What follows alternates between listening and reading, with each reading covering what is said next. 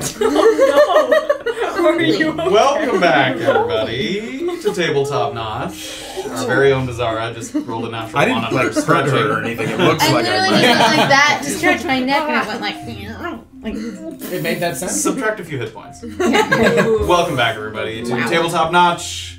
This is chapter 85 of A Peek Beneath the Veil. Is. And when we dive back in today, we've once again split across the townships of Navika-Pura with hopes of meeting back up somewhere along the coast. A few orders of business In 3 hours. Exactly 3 hours. 3 hours, everybody has to go to Erland's We residence. have to go get Erland's body. yeah, I'll meet you there. You get a note at the mail's house, so like, you can collect his body, Yeah. whatever's convenient for you. Raven's just at the deck in the 3 hours up. He's like, walking south, like really ambling. I'll give him a little extra time, just in case he needs. I don't want to be needy. But before we dive in tonight and head into the recap, things, thoughts, questions, announcements. I'm gonna just say it one more time in case you're new to the show. There's a little quests update icon if you're on a desktop watching Twitch. It's there you go. It's gonna be right where he's pointing on your screen. Did you mess it up too? No, you got it. No. Right there, there's going to be updated things on what we're up to, and also lots of commands in the chat, getting you up to speed on what we got. And that's all I got. Some helpful little tips. If you are currently missing this episode, you can catch us every Tuesday morning in podcast form on Apple, Spotify, and wherever else you get your podcasts. Podcasts are great for ignoring loved ones, drowning out the silence. You can also catch re-airs on... Yeah? No, it goes on. You can also catch us every Friday for an episode re-air at 5 p.m. Eastern Time on the YouTube. We're in the chat. We make fun of each other and relive all the failures. I think you did it. Guys, I think you did it. crushed it. A round of applause. Totally natural. Felt like a person speaking. Easy peasy. No notes. Yes, as I expressed to the crew earlier, it is a slow Sunday here in the news desk. But Back to weather. on that note, it's Big Laundry Day. Oh. So if you got a full basket, why don't you head on down and throw a load I in? thought it was like the overarching, like, oh, don't piss off big laundry. No. It's just the clothes one. It's also National Foot Measuring Day, so if you're second guessing what size sneaker to buy online, you should take out your tape measure and double check. Today only. One of those metal things? Yeah. It's One like of those, those yeah, Oh, foot that has a measurers. real name, Yeah. I'm sure. Oh, yeah. I'll look that up in the break. My grandfather's a cobbler. They're called foot measurers. And damn it. also, Jordan also saw this today, that it is National Handwriting Day. Oh. So put that pen to paper and send someone a nice little letter. Take some And notes. Measure that foot. yeah, maybe eat some rhubarb pie because on that note, it's National Rhubarb Pie Day. Even though rhubarb, I don't really even know if it's in season right when now. is it in season? Usually early spring, but hey, you know. Can't win them all. One of my That's notes the from holidays. one of my handwritten notes from last episode was Sandra's good food. There we go. Important says stuff. so. Important. There you Oh, that's go. birch. That was Birch who said Hopefully, that. So circle it, highlight it. Next Sunday's a bit more interesting, but we'll have to see. Thanks. I don't judge the holidays. Tune in. I know you're waiting. And with that, we're going to throw it over to the intro, and when we come back, we will dive into the recap for A Peek Beneath the Veil. We'll see you on the other side. Let's do it.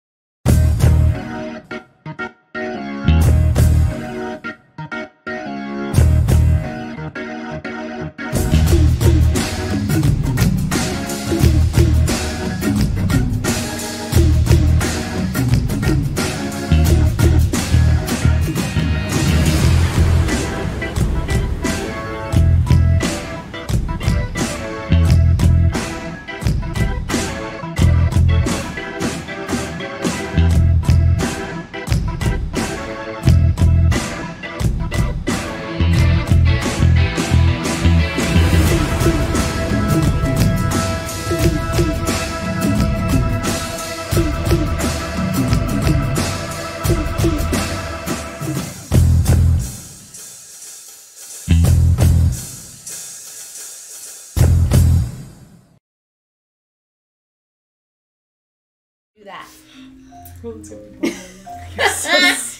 In chapter 84, here comes the bribe.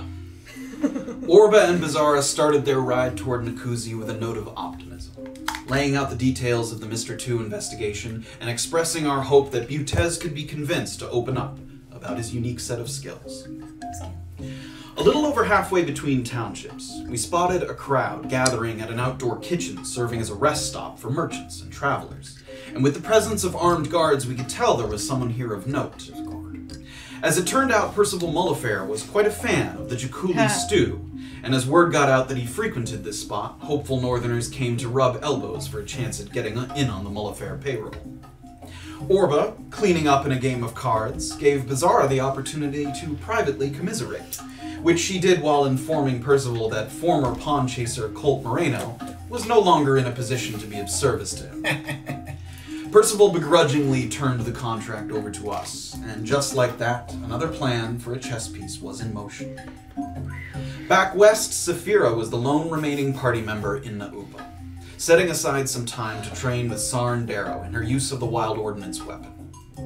By saying an elven prayer, Safira was transported to a dreamscape, where the wolf from her initial discovery of the bow was guiding her through a sea of fog that hid shadowed figures resembling the people who had tormented the spirits in life. Keeping the shadows at bay with bursts of protective light magic, Safira moved from one altar to the other. But after reaching her destination, there was a disconnect between the physical and the spiritual that she could not reconcile. The shadows closed in, and she repeated Sarn's prayer, but it wasn't enough. The vision collapsed, and Safira knew she would have to return at a later time to attempt the reassignment again. A discouraging moment to be sure, but with a couple of days left before we were set to head north, there was still opportunities to revisit these techniques, and Safira turned her attention to other pressing matters, like heading east to meet with Vane Mohakra and the Broken Crown. Already present in Wamparani Na were Erland and Graven, who stopped at all hands on deck to secure lodging, but otherwise had errands in different parts of town. At the militia reserves, Graven reconnected with Thorsten Ramaker, who had new leads regarding his string of murders. From the Broken Crown, he'd acquired a list of citizens who'd been outfitted with a band of the Benefactor, which he thought was a good starting point for narrowing down suspects who'd be unable to purchase their own weapons, consistent with the methodology of the killer. He needed help tracking down the remaining names, but that, combined with the vial that Graven had learned about from Mrs. Hannamore, felt like we were moving in the right direction. We promised to speak again soon, and Graven headed to Palomar Franco's house, where a pair of Gentle Void favors made for a smoother transaction than Beezaura's previous visit. Cashing in a magic pendant that we acquired all the way back in Uranchupa, we got Palomar to agree to tinker with the dormant Ring of Protection, a tool that we hope to have for our foray into the mountains. As was his way of things, Erland's business took him somewhere he hadn't discussed with the party. A contact named Segra on the south side of the river who was a friend of Robert Bastile's. Honoring a deal that we'd made weeks prior, Erland had the money to reimburse Robert for the horses that we'd borrowed, and in exchange, Segra returned an emerald-encrusted pawn that was held as collateral. After that, Erland was southbound to meet with Marvin Bishop, and around that same time, Beezaura had arrived in Nikuzi to speak with Butez. Pragmatic to a fault, the tattoo artist didn't have much problem speaking about metallic attunement once the subject was broached, but his asking price for information was exorbitant. Reaching into her deep pockets, Beezaura paid for 2 recent forms, detailing 2 metallically attuned tattoos, one for Emma Pasternackle, the Shortport's custodian, and one for Percy Oland, the surgeon's assistant, who had turned up dead in Thorsten's investigation. It gave us some insight into how Mr. McKenna was running his business, but the connection to Mr. 2 was still fuzzy, and it seemed like a return to the coast was in the cards. With so much left to do in the days before our departure, we hoped that something new might turn up in the place where it all started, and we asked ourselves, had Graven and Thorsten finally found the breakthrough they needed to prove that the murders were connected? Was Orba feeling better about a tattoo that might fade when her gambling winnings were almost enough to pay for it in full? And would Safira vent her frustration at her unsuccessful training by slinging stanky goop all over the interior of Holo de Sophios? We find out now on Chapter 85 of A Peek Beneath the Veil. I think I know what Safira's doing tonight. One more round. She's riding her saying, yeah, I'm gonna throw it everywhere. Power. Standing tall in the streets of Fangle, you catch a few sideways eyes from Palamer's neighbors. Graven's like, oh, am I in? Yes. Yeah. He's looking at me, Here we are. but I... Oh, yes. You catch a few sideways eyes from Palamer's neighbors. But other than that, feeling like you're just being watched a bit. The street has a real community to it. People chatting at their stoops, waving to each other as they head out to work, primarily in the direction of the ports, and even a few children playing with sticks, drawing in the mud. One group of 4 kids is gathered in a little semicircle, staring at something on the ground. But as one of them rises from a squat, you see that it's not 4 kids, it's 3, and an adult man. Stocky, with a black goatee and a brown poncho.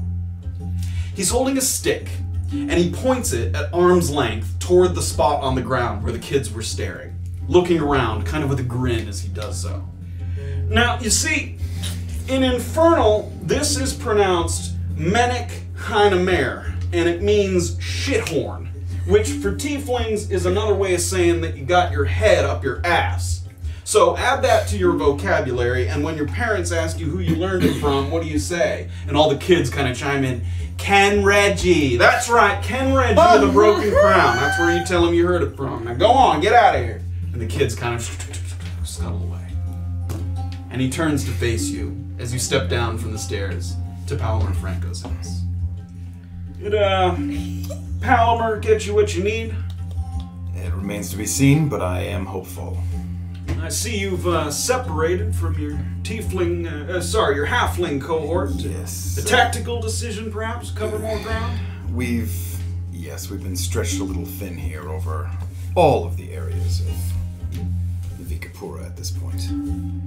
Well, I got a little something in all our areas of interest, but we'll get to each thing in time. Now, I don't know if it's good or bad news to say that it's a little bit here and a little bit there, but it's something. I'm working on it, like always. Progress is progress. You think your friend will mind if I relay to you what I found regarding hers? Please. Well, first of all, my birdies finally got a line on that verbal altercation between Hatchet and Mr. 2. As it turns out, Mr. 2 had inquired not exactly about my crawl, but about how he might acquire an actual in-the-flesh carrion crawler, the creature that they take the crawler extract from. Now, Hatchet took this as someone trying to cut in on the mycrawl trade. If someone had a local source of carrion crawler mucus, they could probably afford to sell the mycrawl at a reduced rate, maybe siphon off some of his business. That's how Hatchet took it anyway. Is there another reason that somebody would want a carrion crawler other than that? Well, people use carrion crawler mucus for other things, I suppose. It's used as a poison. Oh. I see. Now, there was a bit of shouting, apparently, as Mr. 2 tried to explain that this wasn't the case, that he was trying to cut in on his business. But Hatchet wasn't having any of it, and they parted ways, and as far as I can tell, nobody said they spoke to each other ever again. I don't know if Mr. 2 tried to secure a connection elsewhere. So that's the first thing. All right. Now, I also mentioned when I saw you back at Mohan's place. How's that going, by the way? Well, I haven't seen Mohan since then, and have you heard anything about him? Anyway, I mentioned at that time metallic attunement. And I dangled that phrase around to see if I could get any nibbles. And now, before he died, it was said that Percy Erland, the assistant to Joe Magosto, was looking into it, though I couldn't find the reason why.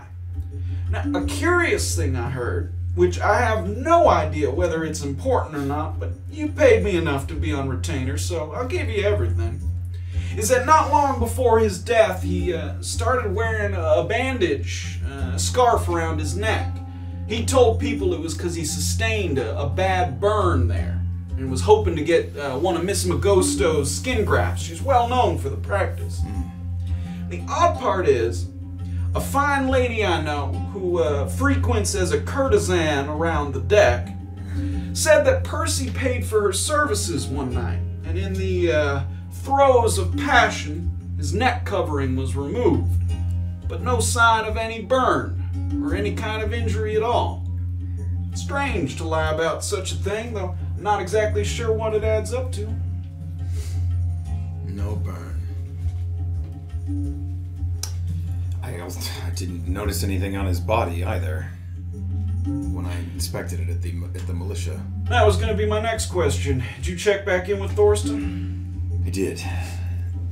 In fact, something that we think may be the problem here is that whoever killed those 3 people, we've posited that they have a band of the benefactor, as each of the weapons that they were killed with was in fact their own. It belonged to the person who was, i.e. with the Carlotta, she was possibly poisoned with Microl, shoved into the river.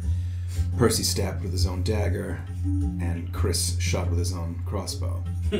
You come up with that? It was a joint effort, I would say. Maybe Thorsten's not as dumb as the Broken Crown thought.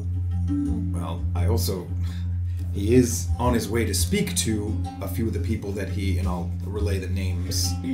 Rattle them off. Tethry Peaks and Carlo Redding from the Shortports. Yeah. That's who he's going to talk to first, I think. Alright.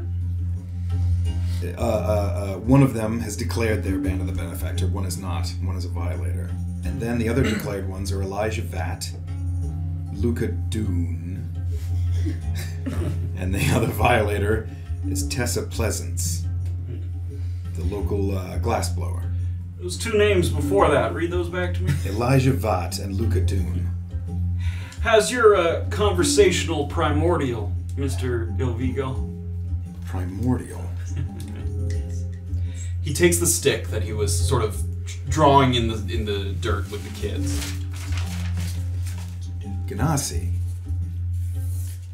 Does that symbol mean anything? I have seen it before. And how about this one, other than it being a square, obviously? Yes. Well, that first one's pronounced Vat, and the other one's pronounced Doom. And they're numbers in primordial. You want to take a guess as to what those 2 numbers are? 1 and 2. Jesus Christ. They're both... That makes sense that they'd be declared bands of the benefactor holders, as they are indentured servants, yes? Makes sense to me. Might be time to ask yourself the question, why would Mr. 2 want to kill a pickpocket, a surgeon, and a bookkeeper at the ports? And why disappear after doing so? What did he get that he wanted? Because if you ever had a suspicion that these 2 cases were related, I think your argument just got a whole lot stronger. Yes. I don't know yet. There is a missing piece. I know that my partner, Beezaura, I know she was going to speak with the tattoo artist. You test? Yes, and possibly about the metallic attunement. As soon as she gets back here, we'll have to trade information. Alright. Maybe we'll come up with something. Alright. Good, thank you. You, ready for the main course? Oh my goodness. Give me daddy. Give me daddy. Yes. We're still hungry. I found out where you can meet with Pocket. So hopefully you don't feel that your money went for nothing. No. There is one problem. It's that if you want to see him, it will be during visitation hours. Oh, because he's yes, fair enough. Where? I'm sure you're familiar with the sort of commerce that is favors of the Gentle Void. Yes. Well, there's plenty of diverse options for acquiring these favors. And they range from low to high, and you can find people offering up for various reasons. But if you're an average civilian in need, there's no more reliable method than setting sail on what people like to call the Favor Ferry. Now, the boat's actual name is the Samincha, S-A-M-I-N-C-H-A, Samincha. And it makes frequent trips from here to Kirokachun. That's the island to the northeast of Finlock Forest. Now, the waters around Kirokachun are home to giant seahorses, whose meat and skins are very valuable if you can reel them in. The GV runs the boat, and while you're on it, you're under their protection, but you're also under their command. If you complete an excursion on the Samincha, and you live to tell the tale, you're rewarded with a shiny new Gentle Void favor. It's most commonly used by people who've pissed off the Gentle Void in some way or another and don't have the time or means to barter for a favor on the mainland. The GV guarantees that no other member of the Void will harm you while you set sail, so you're basically buying yourself a window of opportunity to let things cool off, have something to show for it at the end. You understand? Yes. Well, a full excursion is just shy of 2 months, but it's actually broken up into 3 trips. You sail out, you fish for a week, you come back, resupply, drop off whatever seahorses you might have gotten, and then you do that 2 more times. So when you're back at the ports, you can request to have friends, family, whoever you want visit you on the ship. But you're not allowed to get off the ship until you've completed the full excursion. Now the Samincha is going to be pulling in tomorrow morning. So if you want to speak with Pockets, you got to put in a visitation request at the tall ports sometime before then. Is that their true name? Whose true name? Pockets. No. Is that how I will ask after them? Yeah. Do you know the true name?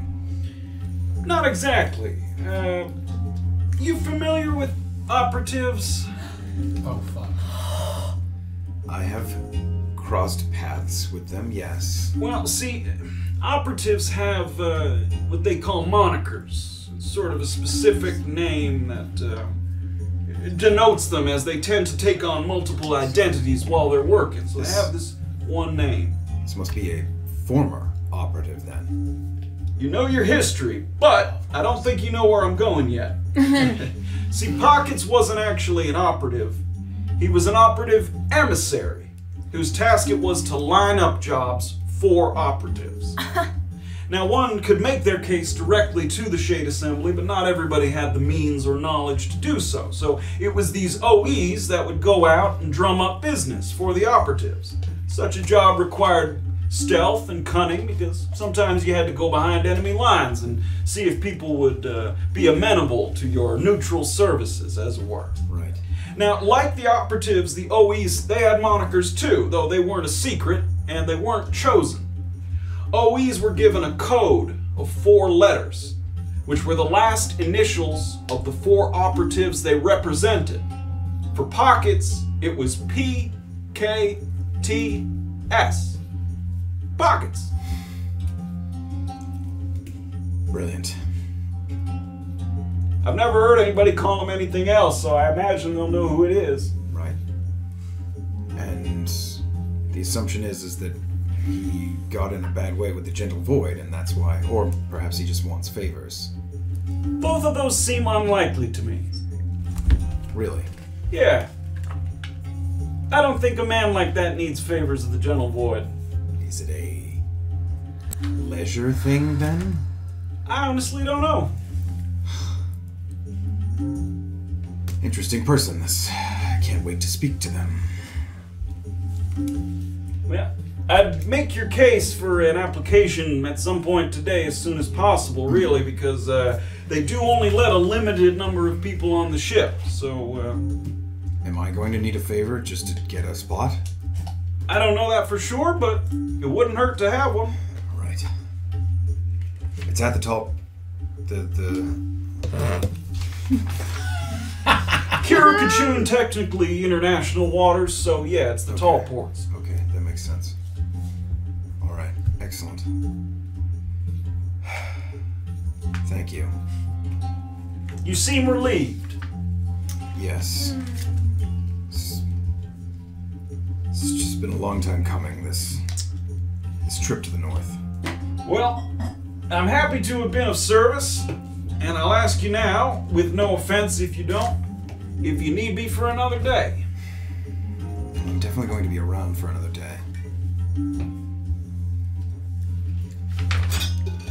Yes.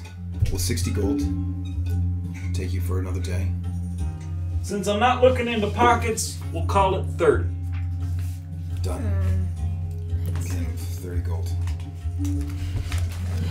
Gosh, I think I'm gonna name my firstborn child Willoughby. Willoughby Mahakra? So, my next stop, other than the tall ports, was the Broken Crown. Something to do with the items that were found on one of the bodies, on Carlotta's body. I want to see if I can really see if... Something that wasn't at the militia reserve with Ramaker? Yes. I learned about it from the boy who works at Reciprocity. He noticed that the vial that was on Carlotta's body was possibly not covered in microl. Maybe something else. And maybe the Broken Crown is trying to hide it. Or maybe they just didn't see anything of note about it. Alright. I imagine Thorsten was pretty upset that they didn't hand that over. He was, yes. And he, as I said, is going to speak with Peaks and Redding. I told him to not bring a weapon with him, because if they are one of the murderers... But I think this Mr. 1 and Mr. 2 is the real play. Now, I doubt that those are their real names, but right. I think that's what Sanka filled out when they came to town. Exactly. All right.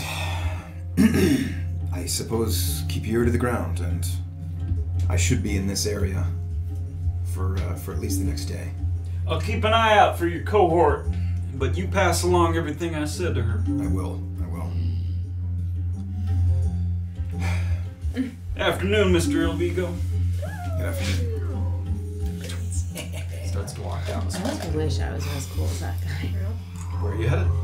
Teleport. Graven starts to head east toward the shoreline. Fast walk. Get that power Booty walk. time. I think it's Yeah. longer steps than that. Is that what Graven Is that my looks face? Here I go. Graven thinks that he sounds like this. Has anybody seen Parker? Alright. Sorry. Graven. So funny. The door to the tattoo parlor clicks closed. Beezaura's left there, thinking hard on what these pieces to the puzzle might add up to, but unable to see the entire picture. And still looking for that one sign of not just what Mr. 2 has been up to, but what he might currently be doing or where he's currently residing. His tracks have been remarkably difficult to trace, but you do have the feeling that what you've learned here is an important detail, especially in the sense of it being a physical record and not just chasing one rumor to the next with so much credibility and allegiance in question that colors the retelling of events. Your thoughts are interrupted by a sudden kind of snort to your left, followed by a light tamping of hooves on the grass, and you turn to see your horse, as promised by the advocates, tied to a post just at the edge of Butez's property, a basin of water provided nearby to drink from. What you don't remember from your arrival, however, is a second horse, riderless, and grazing about 30 feet away from yours. And it's not Orba's either. Nope. You look back to your horse, and stepping out from behind it, running his thin fingers gently along the neck, is the Tiefling Saraswati, who gives the horse a friendly pat before turning his attention to you. This is a good horse. I know. Strong.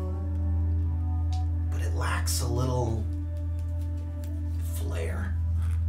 I feel like it could use a few of these to spruce it up. And he reaches into his pocket, takes out an emerald pawn, and he kind of holds it up to the bridle of the horse, takes another one out of his other pocket. He's got 2 of them in his hands that he's kind of matching to the leather there as it drapes across your horse. Line them up just along the headstall. Now that's an attention grabber. Of course, my standards must be low. It's a lot harder to grab your attention, it seems. Just wasn't ready to talk. And are you ready? We're here. I guess it must happen. So what can you tell me? Honestly, not much, unfortunately. Not much because you couldn't get it, or not much because you didn't try? Oh, I tried. But it was more difficult than I could ever imagine, I guess. So you've got nothing. Why are you so adamant about getting this information? I thought I made it clear when we first met that that's not how this is going to work. You give me the answers, and I give you the pieces, and we both go on our way. Well, I was only able to get a bit of information from someone else, but not all the answers. So it's someone else I should be giving the pieces to then. Well, I got them out of force and intimidation, so they are my answers. And? It seems that,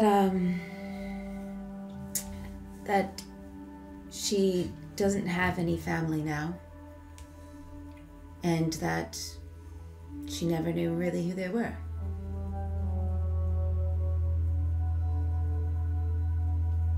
And that's really all I know. It's going to take some more time to get through to her. How much time?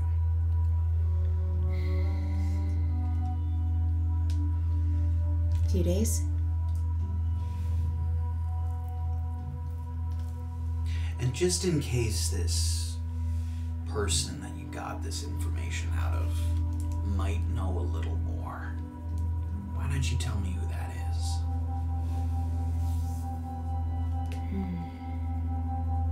Well,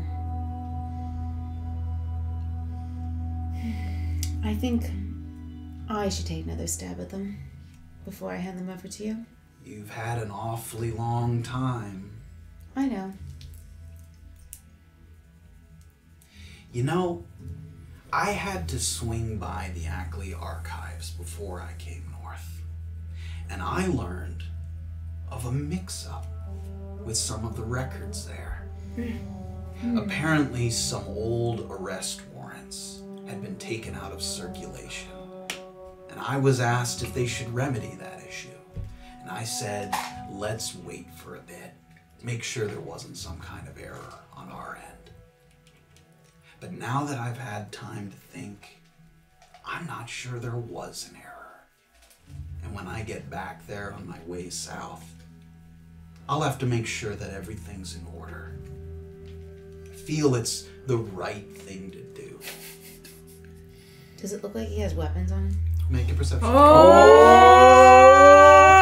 My God. He's an assassin, Beezaura, remember. Please be careful. Need that whole person. Please don't die. 4. He's wearing kind of a baggy coat over... Full of knives. that as he walks goes... It's very difficult to tell. If he has any, it's not like a sword scabbard where you can obviously see it hanging off of this person. I really do. You need your killing buddy.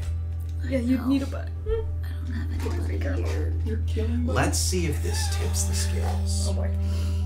I think that my profession is one that she would be very good at, with the right guidance.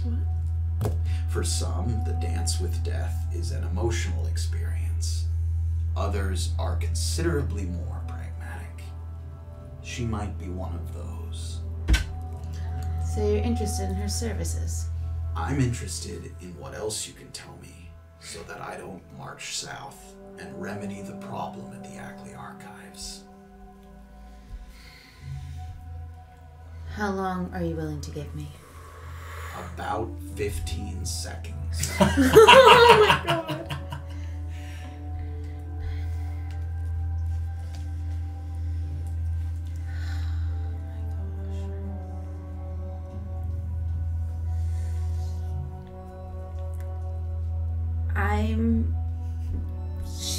Oh my god, I'm so sorry. She's like gonna put her hand just down by her side. Make an attack. Give me a sleight of hand check to attempt to do so subtly. I'm sweating. Oh my god, yes! Please kill him, dear god. Oh god. Don't die, Daisy. It's like sort of cocked, but I'll go with it. It's not good. It's a 6. 6. You start to reach down in the direction of your flail, sort of trying as best you can to turn your body in a way that obscures the back hip that has your flail on it. And immediately with that motion, he's crossing his arms just like this, and you watch both arms go down into 2 pockets. No. And 2 knives go out. I told you it was a jacket full of knives! You don't have your shield, so I need you to subtract 2 from your AC. He's an assassin. Oh, no. That's a 21 to hit and a 19 to hit. Oh, He's a good assassin. Ow, ow, ow, ow, ow. He's not just some shitty assassin. He's, Oh my yeah, God, he's not just I don't know some what I'm doing creep. right now. all I can think That's of. 12 piercing damage on the first one, and 8 piercing damage on the second. As these 2 serrated blades go out, and immediately they That's 12 and 8? they find these sort of gaps in your armor, as one kind of just up under the armpit, and the other one just at the base of the neck. And immediately some of the blood starts to run warm over your shoulder and the side of your chest. Okay. And he pauses for a second, and he doesn't move to attack, almost waiting to see if you're really gonna go there. And you watch his hands kind of twitching a little bit, like he might move to reach for another one. Just give me more time.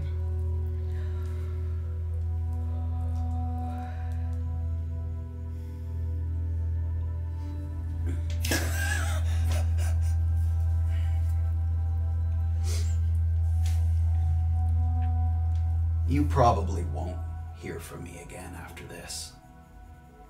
I hope you've enjoyed Thomas's little reprieve. Because unless you're on the cusp of a full set, you're about a week out from hunting pieces with a target on your back. And he turns around fully backwards and starts to walk towards his horse. Steps across the ground. Turns to the horse, gives you one last look. Sorry. You're sort of holding the 2 wounds there.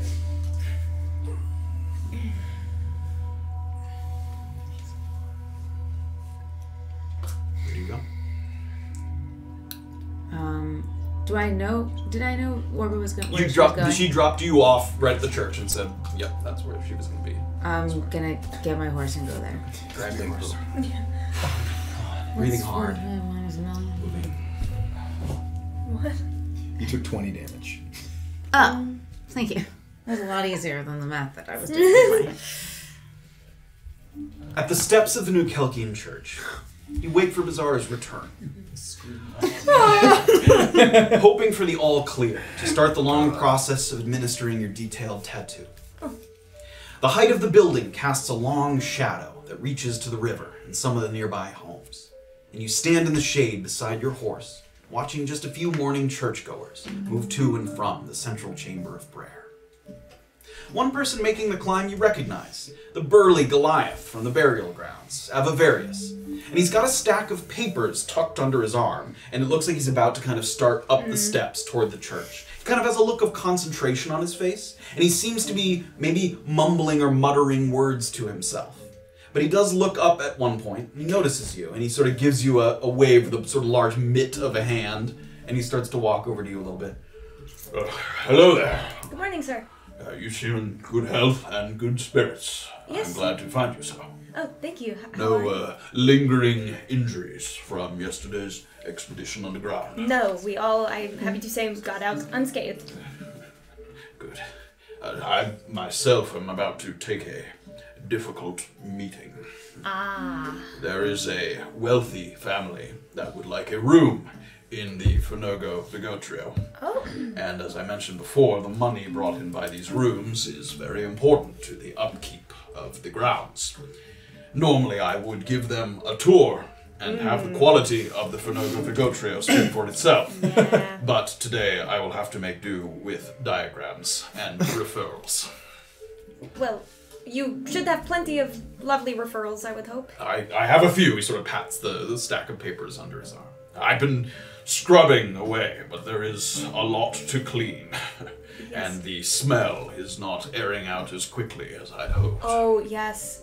Yeah, and it's underground with no windows. I'm sure that would be Yes, I've quite ghastly. taken to just sort of waving cloth in hopes that it will drift upwards, but seems rather dense. Yeah, no. I lit a match at one point, I believe. It didn't do much. It would reflect poorly on me as a caretaker for them to know that a creature got inside, so hoping not to reveal that particular piece of information. Your secret is safe with me. Most of my usual contacts for cleaning and construction are unfortunately occupied with the Steedaway and some other things. It may be beneath you, but if you run into any reputable individuals who don't mind working with a bit of a bad smell, feel free to send them my way. You know, I do anticipate that a certain Bowley would be interested in this. Mr. Martin Bowley Yeah. is... I think he has a fairly good job, actually. Yeah. I would ask him. I'd just ask him. Mr. Bowley, I trust that you know what you're saying. Perhaps a change of profession was simply in the cards for you. Perhaps. Yeah. May I ask who the family is? Are they a Navika-Purian? They are, he sort of checks on it, the Donumels. Donumel. They are naval architects from Pachacama who have come to Navika-Pura now that the ports here are vast and growing. Naval architects? What? Oh. They design ships. They like... That's so cool. They make belly buttons. I hate you so much. Oh gosh, that's funny. Wow, I would imagine that a lot of folks are doing that with your ports being as Yes, I think that likely as they are. people from Pachacama are coming often to Navika-Pura, because the ports there, while robust, more difficult to find a job there simply because of the population size. Right.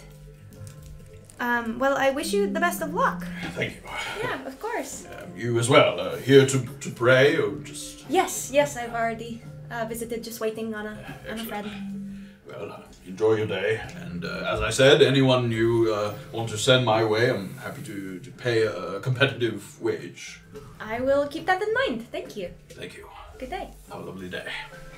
He starts to kind of shuffle off up the stairs. At one point, he kind of drops a piece of paper. Picks it up. He's sort of distracted as he's kind of moving up the stairs, kind of thinking about the meeting that's coming up. Have I seen Raylan at all? No. The guy you saw last time you were Yeah. here. Yeah, you definitely have not seen him here. Okay.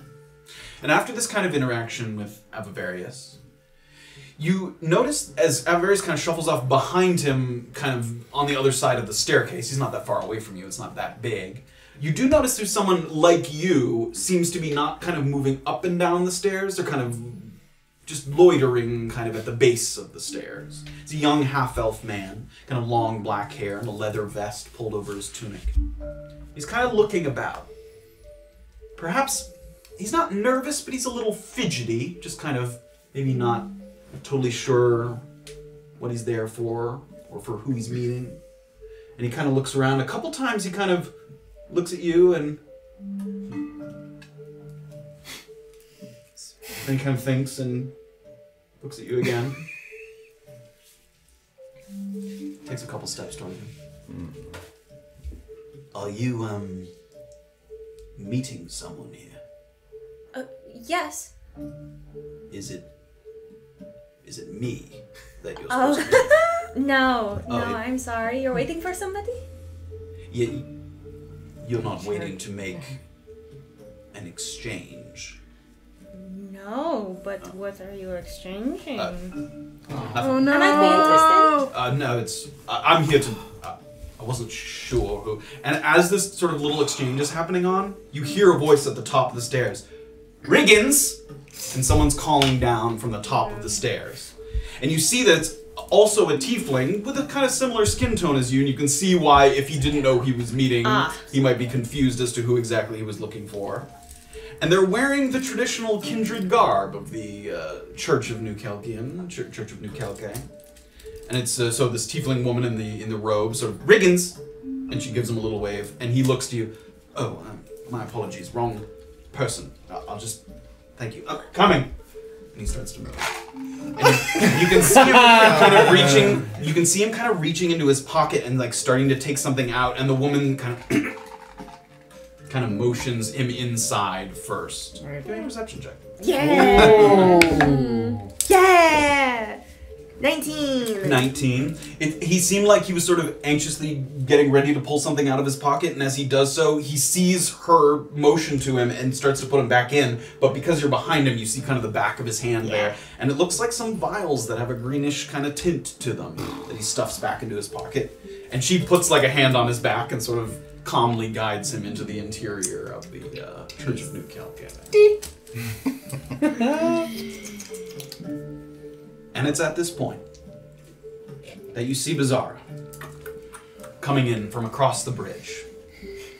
And as she gets closer, she has kind of a stoic energy about her, and then as she gets closer, you can see that it's not just stoic, it's a little pained as she rides and gets closer on her horse. Yeah, Orba's gonna just start approaching her right away. Are you alright? What happened? I was.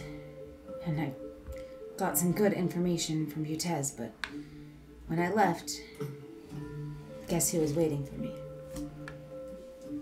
Oh.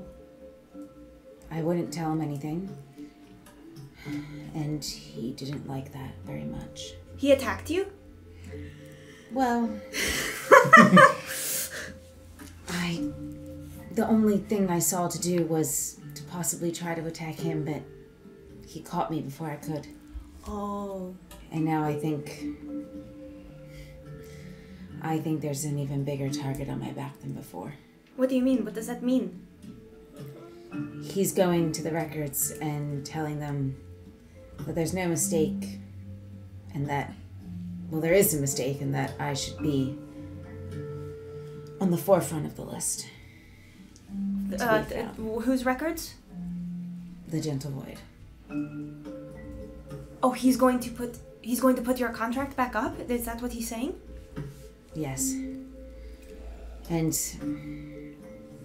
I don't think I've told you this, but Erland mentioned things to me about your past before, but even those in Erland I sometimes don't trust. So I told him that the Saraswati that I knew only a bit, but nothing that I was sure was accurate. And he asked me who I heard it from, and I still wouldn't tell him that either. Wait, so you told him you had the information? I said I maybe knew a few things, but I still didn't tell him anything. So, hold on. Where did this go wrong? Because you tell him that you have information, and then he asked what that information is, and then you hit him, or try to hit him, and then he hits you. Right. What happened? I told him I was still collecting all the information and to give me more time. But he didn't accept that. Well, that's not what you and I agreed on either. I know. I just wanted to get him away for the moment. He did tell me, though, that he thinks you have qualities that would be good for his business and what he does. Like the gentle void? I guess being an assassin. Why would he ever think that? He didn't say. So, instead of wanting me dead, he wanted to offer me a job? That's the idea? That's what he was proposing, but I don't trust him. Why would those questions help him figure that out? I guess maybe knowing where your priorities lay, if you have any attachments, if there's something waiting for you, and if you don't, then maybe you're just a free agent. But he is not a person I could see you ever working for. Is he going to continue? Is he going to find somebody else to get these answers? I don't know, but I'm pretty sure I'm out of luck getting any of his chess pieces. Unless I somehow find a way to kill him. But I think him pursuing me is done. But now the gentle void is going to be back on my case. He didn't say where he was going or where he's staying. We cannot find him and stop him. He was going to the records. Where? Do I know where? It's south of Tuktu. I mean, it's on the other side of the... You know where it is, yeah. There's got to be something that we can do before that. We can chase him down, but I didn't want to tell him anything. And if that means I'm still on the run, then I'm still on the run. Well, you always have the chess pieces, right? You always have that. I have what I have, but it's a question of whether I can finish my set before they find me. Well, I guess you better mail him those chess pieces. Yes. Well, I'm very sorry that it's put you in a tougher position. That is not what I intended, obviously. I know, it's not your fault, but I don't want to put two people in danger instead of just one. Well, thank you for ending that. And as soon as Cliff gets me those chess pieces, they're yours. Thank you. Of course. We'll keep an eye out for him. If we see him, he will have us to answer to. Thank you. Yeah. If he thinks I'm gonna be a good assassin, I may as well try it. I'll be right behind you. Are you done here? Yes, yeah, I was just waiting for your privacy. But Butes! It went well? I forgot. Yes, still no major leads on the missing person that I need to find, but some more pieces that I think once I get back to Wamparnina, I can figure it out a little bit better. But that's great. He told me more about the metallic attunement, and also not really to mention it to many people, so okay, keep it. Yeah, I don't talk to people. True, but even people that we are around, I mean, Graven knows maybe a bit, but other than that... You don't want me telling Safira and Erland? I would just keep it between us for now. Okay. Anything that I've already said, that's fine, but what Butes has told me, I don't think.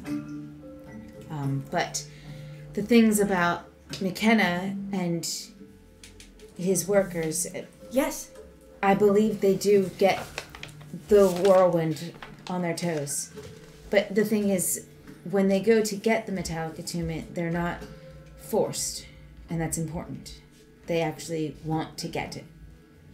And okay. They have to willfully show up and ask for it to be put on them. Okay. And it's a way of telling the truth. So that way, if the ring of candor is put on them, he can know everything fully. And the last person that came to see him about it is actually someone I may need to go see again. So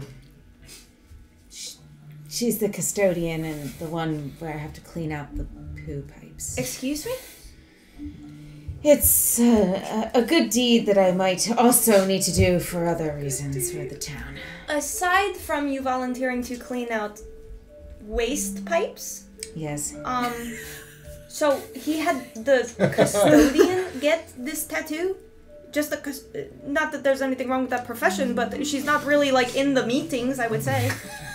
I'm not so sure how much she knows that's true, but he doesn't seem like he's missing any beats in his business. My goodness. So when you're like applying for a job with McKenna, he says you have to go and do this or else you don't get the job. So they willingly go to Butez, get the tattoo, go back to McKenna, have that little toe ring put on them, and then McKenna asks them a bunch of personal questions that they can't lie about.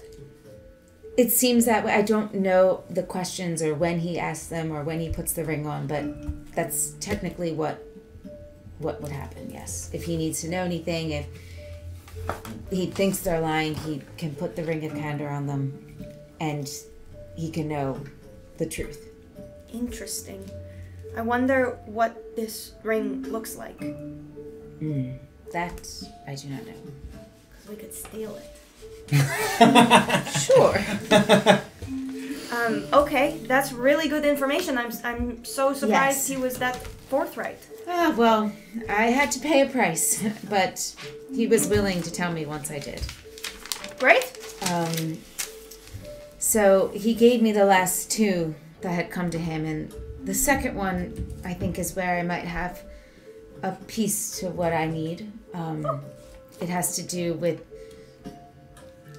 someone that has died, actually, he said, but it was a necklace, and I saw something about a necklace in metallic attunement before. I think there's just something I need to go back there and put it all together. But okay. Oh, so not the ring and not McKenna. Yes. Something else. Something else. Oh, okay. But yes, the main thing was that they fill out a sheet of their name, the tattoo description, and the magic item. You can show her the sheet. Oh, yeah. I It just looks like that. Oh, whoa. So he's got like a paper, like a collection of names and people who might have this tattoo? I guess so. But he was only willing to give me the two. What kind of... You said that you had to pay a price. What kind of price was it? 100 gold each. Okay. And he doesn't like it being traced back to him at all. I mean, obviously, he is the tattoo artist, but he doesn't want anything to do with it. That seems so odd. It's such a remarkable discovery. I'm wondering why he would kind of keep it a secret. Yes, he just likes to do the job. He's very business-oriented, I would say. Okay. It's odd. Do you know anything about a compulsion pendant? Make an arcana check. Ooh, I might. Yeah, 18. Yeah, I mean, you've heard of such thing. You've heard of sort of blank of compulsion, whether it was a necklace or a ring or something that, again, you're familiar with spells like the command spell or like suggestion, these spells that you can't get someone to hurt themselves, but they get you to do something, so, you know, it's possible that putting on the pendant compels you to do something. You're just not sure what. There's no way to tell what without, you know, having that. I would imagine those are all probably falling in the School of Enchantment, right? Yes. Okay. I pretty rudimentary information. Similar school of magic as the Candor, I would imagine, as well. Yes. He didn't know much about it either. It just makes you do things, but nothing very grand or that's what the other person got.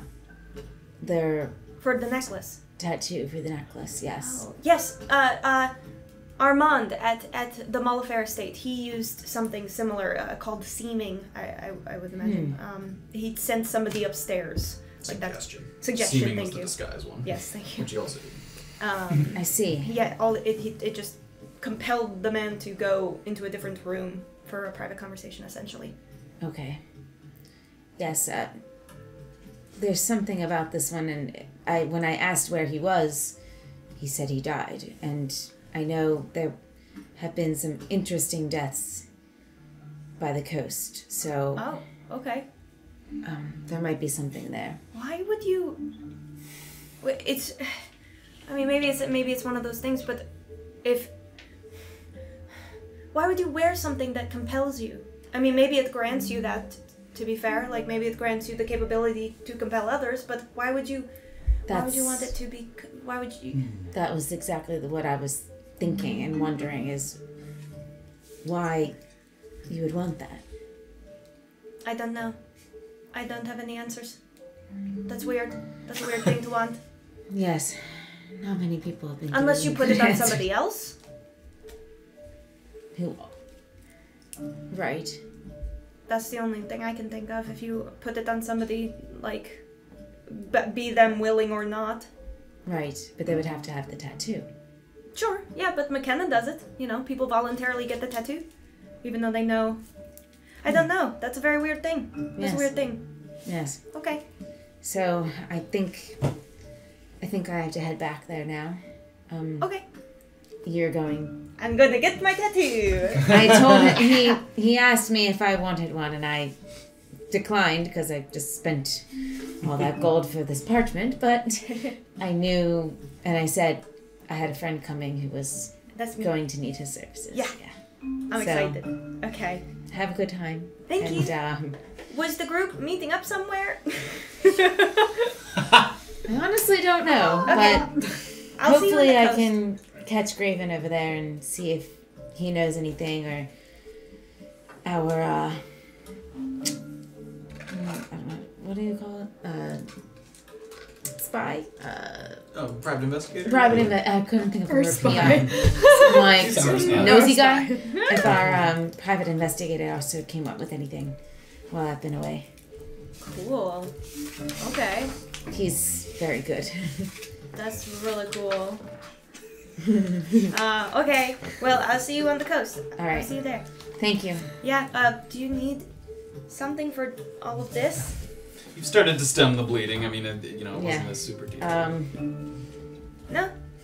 I think I'll be okay. All for right. now. Be careful. Thank you. Yeah. I'll see you at the coast. See you soon. Okay, bye. Let's give each other one last night. Get up on your horses.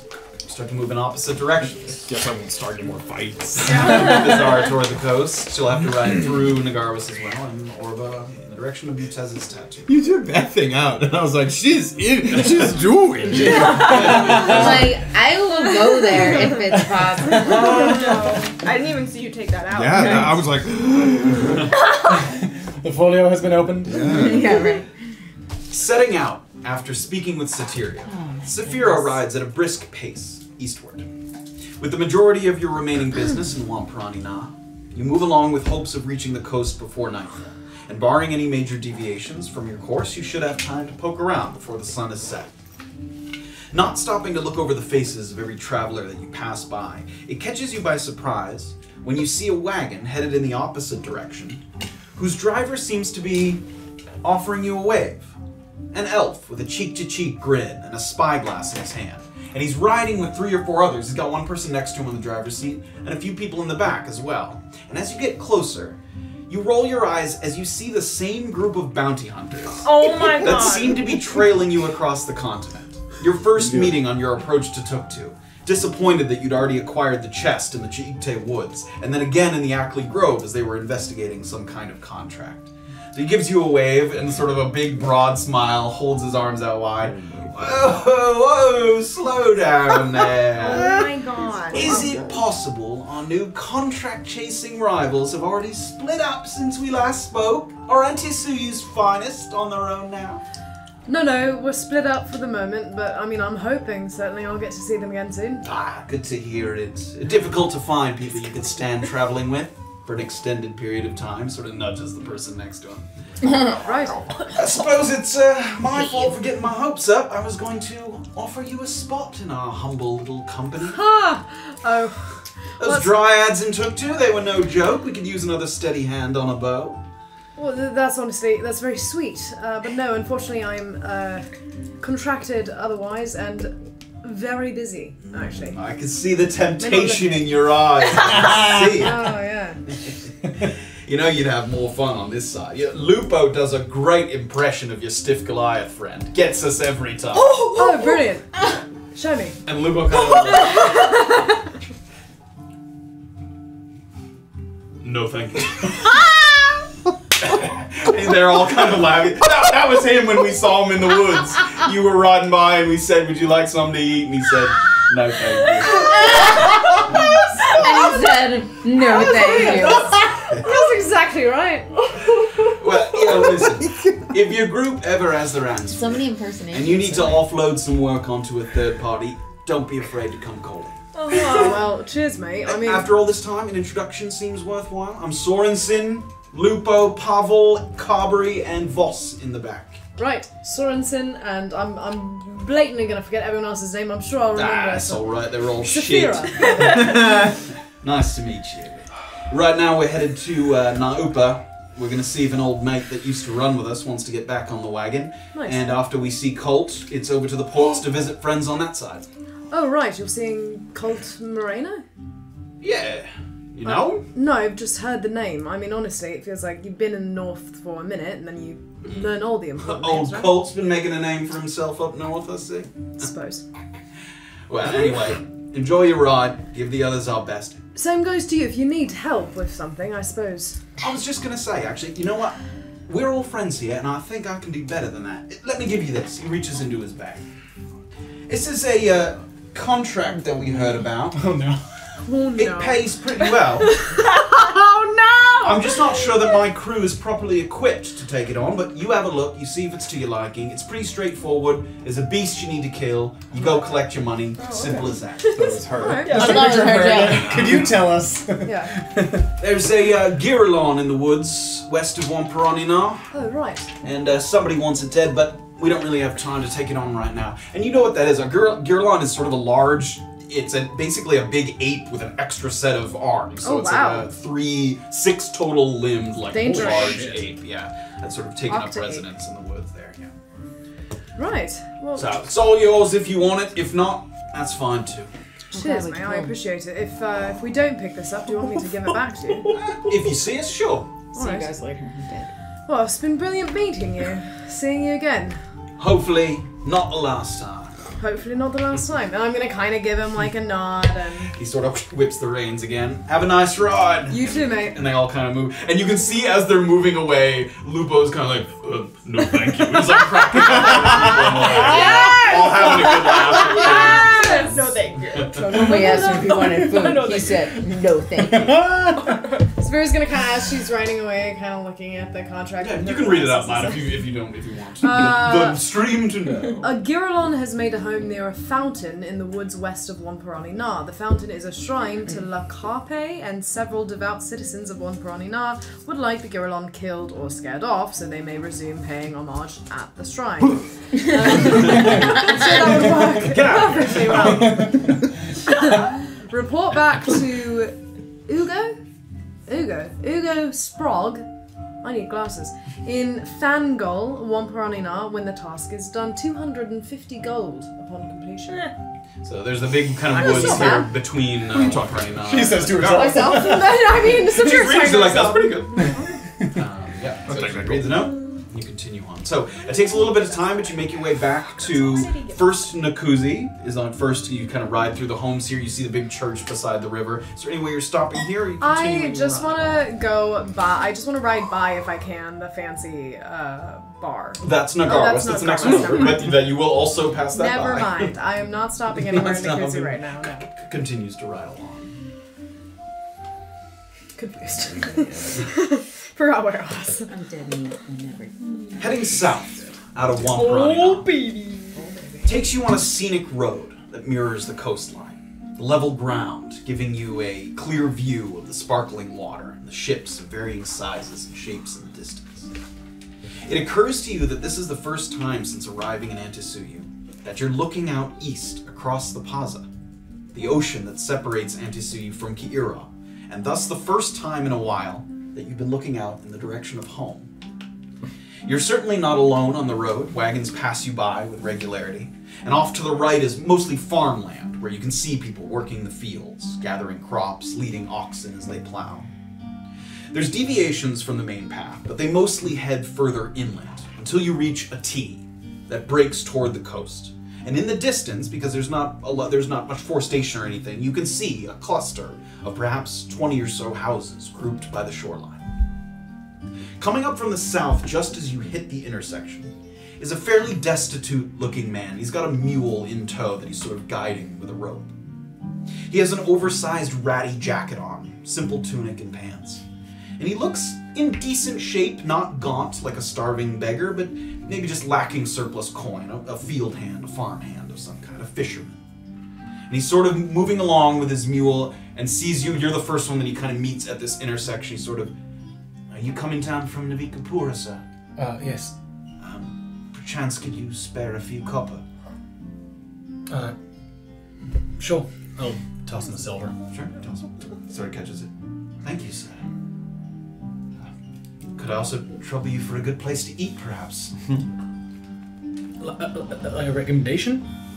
Yes.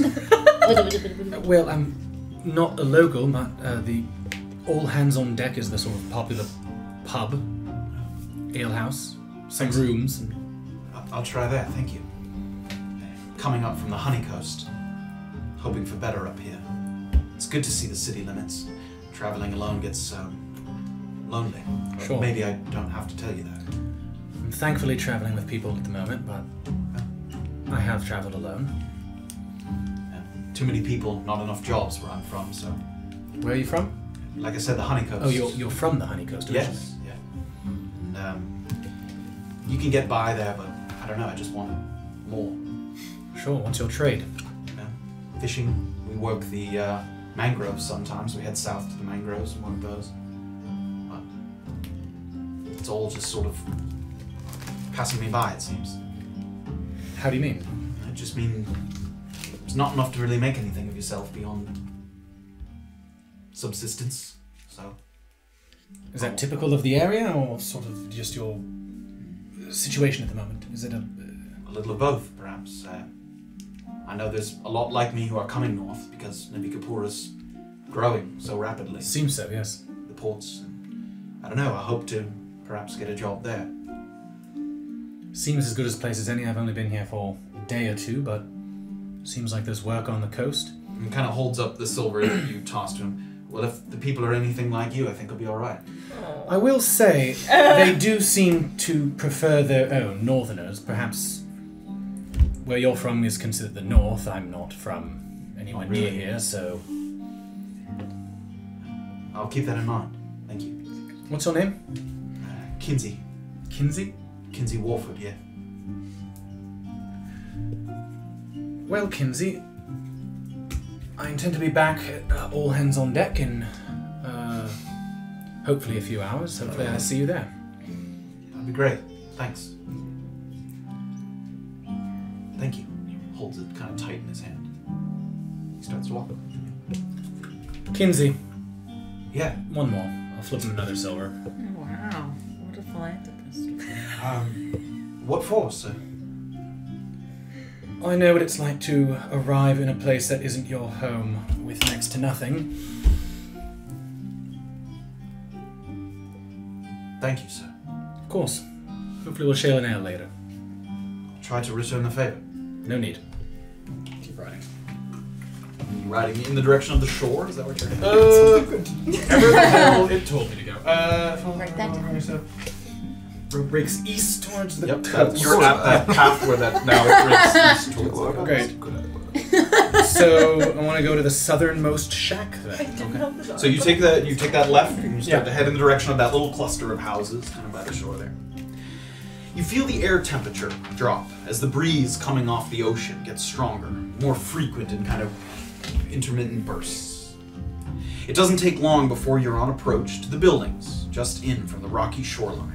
And while you don't immediately see many people nearby, there are these kind of long piers that extend out into the water. And you can see ropes tied to the pillings and nets floating in the water that have a few fishermen and crabbers kind of tending to them. You see a couple people kind of pull kind of a big net in off onto the pier, and it has a bunch of crustaceans and other creatures that are sort of gathered up in the net.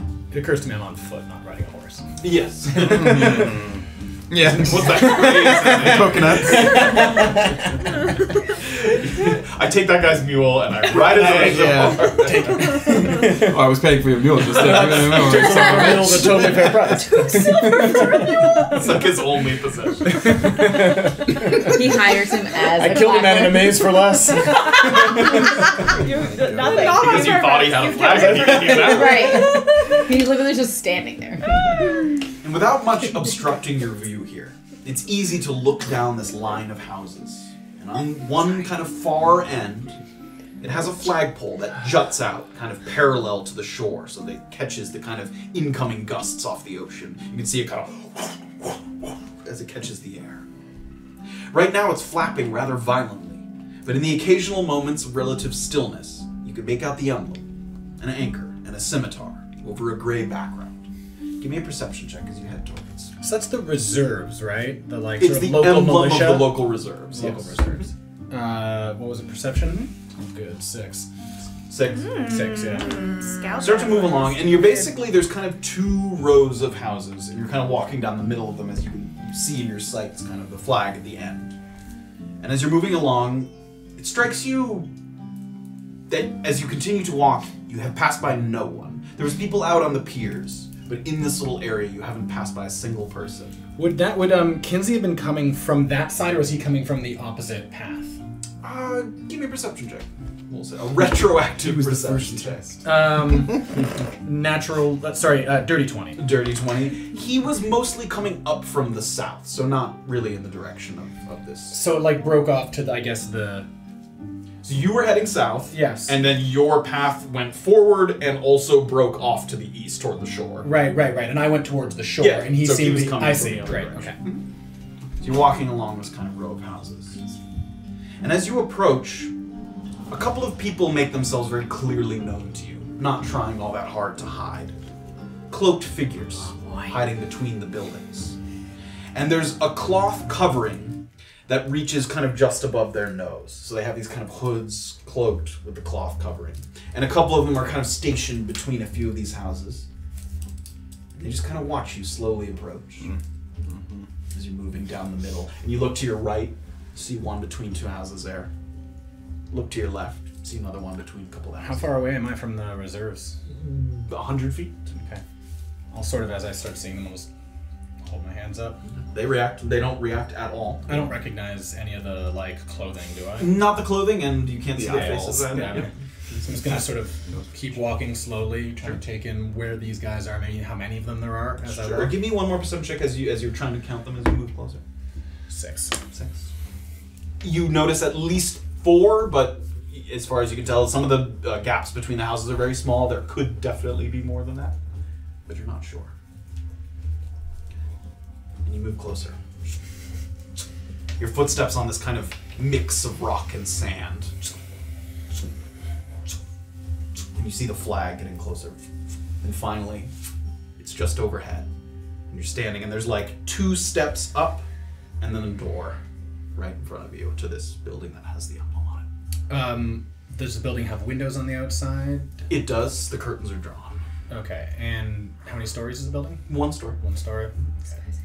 All the buildings here are 1-story buildings. It's not like a gate. Any guys to my, like, anyone guarding the immediate building? No, you pass by a few that were on the sort of way in up. between. Yeah, but that you can see, not immediately at the structure. No. Okay. Give the door a knock. No response. I got your note. I'm here for Mr. Bishop. No response. Gonna open the door. Make a dexterity saving throw. Ooh. the trap. It's a mimic door. No. It's an illusion. Dexterity saving throw? Yep. 12. 12. Oh, The second that Erland pushes on the sort of frame of the sort of interior frame of this wall, there's something that you didn't notice because of your unfamiliarity with magic. In the grain of the wood, you see these lights start to light up. And before you can pull your hand back, this sort of burst of sort of concussive force pushes you back, and you fall down back off the stairs and fall on your back. You are prone currently. Okay. And not only that, you can see the ground underneath you. It has this kind of like rippling force that breaks up the ground, and all around you the ground is like a little rocky, a little sort of broken up. You take 1 bludgeoning damage just from the backwards fall. Alright. Okay. And it crosses your mind as it hits you and you see the lights light up that you have seen things like this before, you just did not identify them ahead of time. It's a glyph of warding of some kind. That sort of, it can store kind of an explosive element or a rune inside it or a spell inside it. And as you sort of trigger whatever the conditions is, sometimes it's opening something, sometimes it's touching something, it triggers the effects of this spell. It kind of knocks the wind out of you as you're lying there on your back. And you hear footsteps. As soon as I can I quickly like try and hop up? I need you to make an initiative. Oh my god. Trying to get that hop up before the initiative roll. I have shit to do. I swear to God, I if can't you be die. coming after you. Oh my God. I have I shit. guess- We all have Not. shit to do, Graven. We all have shit to do, and he And was part of my too shit many too. shits. I'll to add do. getting a casket to the list. 7. Oh, Well, that's bad. Bad rolling. Do you need my initiative thingy, Matt, or are you good? Did you get my bad luck? Did I? Yeah, I'm Is good. it contagious? He'll be dead soon. He'll be dead soon. I wouldn't bother. Ooh, Erland, you stupid. Stupid. Go alone, he said. I'll be fine. Uh-oh. Oh god. You're getting And the a DM is battle, standing you're up getting a now. battle. Do you see what you made him do? I had a thought where I was like, oh, there's no combat maps down there. That's fine. No, that's not. That's a false sense of security. Is what that's called. Gotcha. John. Got him. John. Oh, John. Maybe they all suck at combat. I think. Can we all appreciate this is correct, right? What was that? Dummy. So this is the row of houses that you're walking along. This is the final house that Okay. have these things. So you got kind of blown back there. Is the door you are- open now? Is it? It's cracked. As soon as you like barely pushed it open, immediately. Do I know if forced like it. glyphs of warding like restore their energy? Or does a caster have to like go? Give me an up to Arcana check. it? Oh, that's not gonna go well. 9. No. You don't know specifically if the conditions of that Arcana. once they are met, if they Never reset make an in some way. Son of a And as you're kind of trying to get your bearings, just with the wind knocked out of you, the concussive force lying on your back, and you hear the footsteps around you, you can tell that some of those people are approaching. Walking. Better hope they're looking to just kidnap you, bro. Just pick your pockets. Coming out from behind. Give me your gold. Give me your gold. It's his family. You It's killed my the dad. give me your golds. He was just saying his last name. Yeah. Killed him. Yeah. Hello! Give me your gold! Nice to meet you. Get me out of Yeah. The your golds. Give me. Yes. Give me your gold. Give me your goats.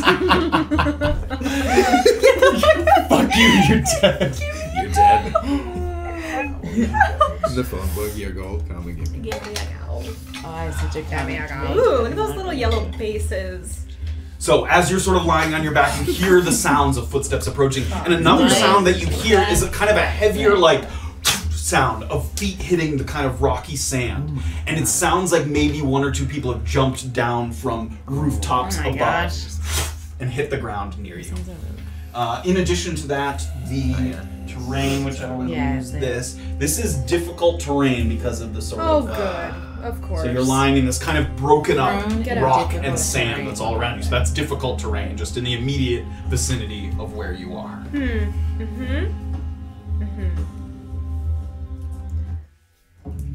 And as you lie there, the footsteps get closer. And you start to, you're not able to get up immediately, but you are able to a little bit get your bearings. And there's one thing that you notice. All of the people coming towards you who are drawing weapons, pulling out, all of the weapons, none of them are bladed. All of them are blunt weapons. Okay. And in addition to that, a couple people seem to be holding maybe a net. Okay. Or some kind of rope or something. Okay. So they're approaching with kind of a variety of perhaps non-lethal, certainly non-bleeding weapons. And they start to approach. So. Oh, there's fucking music, bud. Alright. So these guys are numbered for me. So this guy is first. 25.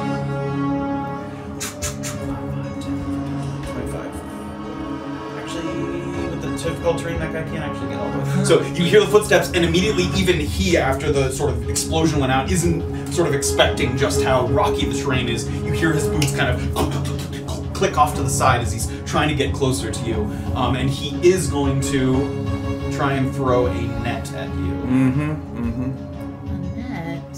Just start doing the crybaby routine, man. Just. I'm so fucking sorry. I don't even know why I'm here. So he's gonna make it. They told me not to go alone, and they came alone anyway. He's so mad at you. Okay. 14 to hit. 14 misses. 14 misses. Great. The net kind of spirals out, and you kind of duck and roll just a little bit. It hurts your back as you're rolling across this kind of rocky, built-up terrain. But the weighted ends of the nets kind of hit the sand and make a big cloud of dust. But you duck out of the way of it. Second. Is that 2? God. Winds up a club. And this guy's gonna make. These guys are assholes. He's trying to beat the shit out of him. They're trying to take him this because He did lie about not being alone. Well, now he's alone. They're only liars. Do you think 12 to hit. 12 misses. And he makes a multi-attack, so 15 to hit. 15 misses. 15 misses, great. So once again, one big swing, Erland ducks to one side, thump, and it makes a thump in the ground, and then another one, thump, thump in the ground. Wow. Although I need to check something. Uh-oh. I think he has advantage on these attacks. Oh, and the prone? Because he's prone. But what about the double-check difficult burn turn? well, that's just movement. No, okay then. If he's within 5, so the net did not have advantage because he wasn't within 5 feet, but He has a attacks disadvantage do. on range, doesn't he, if I'm prone? Yes. So that was his first attack, which did hit those 2 rolls. 14 to hit. 14 misses. So that misses even with advantage. Great. So one of those 2 hits. So I want him. So the first one, those first 2 rolls were actually 2 attacks, but then I combined them because he has None of advantage. those hit. It was like a 10 and... Oh, you're right. none of them hit. Oh, great. So Erland, one thump, the other thump, and the mace hits the ground, and the pieces of rock and rubble are kind of flying all around you. And I think one more guy goes before you. Yep, happens. 15, 20, 25, 30. And he's going to dash 5, 10, and he's going to try and surround you there on the other side as he's kind of stepping over the rocks. So you're kind of surrounded by a few of these figures here. So you are up next. Okay, I'm gonna stand up. Okay. That's half movement, right? Yep. Good idea. Yeah, good idea. Please Safira stand there, up. He's been on the ground. Catch your corpse. So there's 2 guys within melee range of me? Yes, and this guy's like just barely not within melee range of you. And I don't know with a glyph of warding whether or not it's still armed once it's been hit. That's what you tried to. That's what I tried to determine? Right, I'm blacked out, sorry. Okay, I'm going to Double check that I didn't. use the disengage action. Okay. Hands up. And sort of with like arms kind of moving around, everyone kind of winding up for attack. You give like a stiff arm kind of like push to make sure you separate yourself. And where did the net fall, actually? It's like at your feet, basically.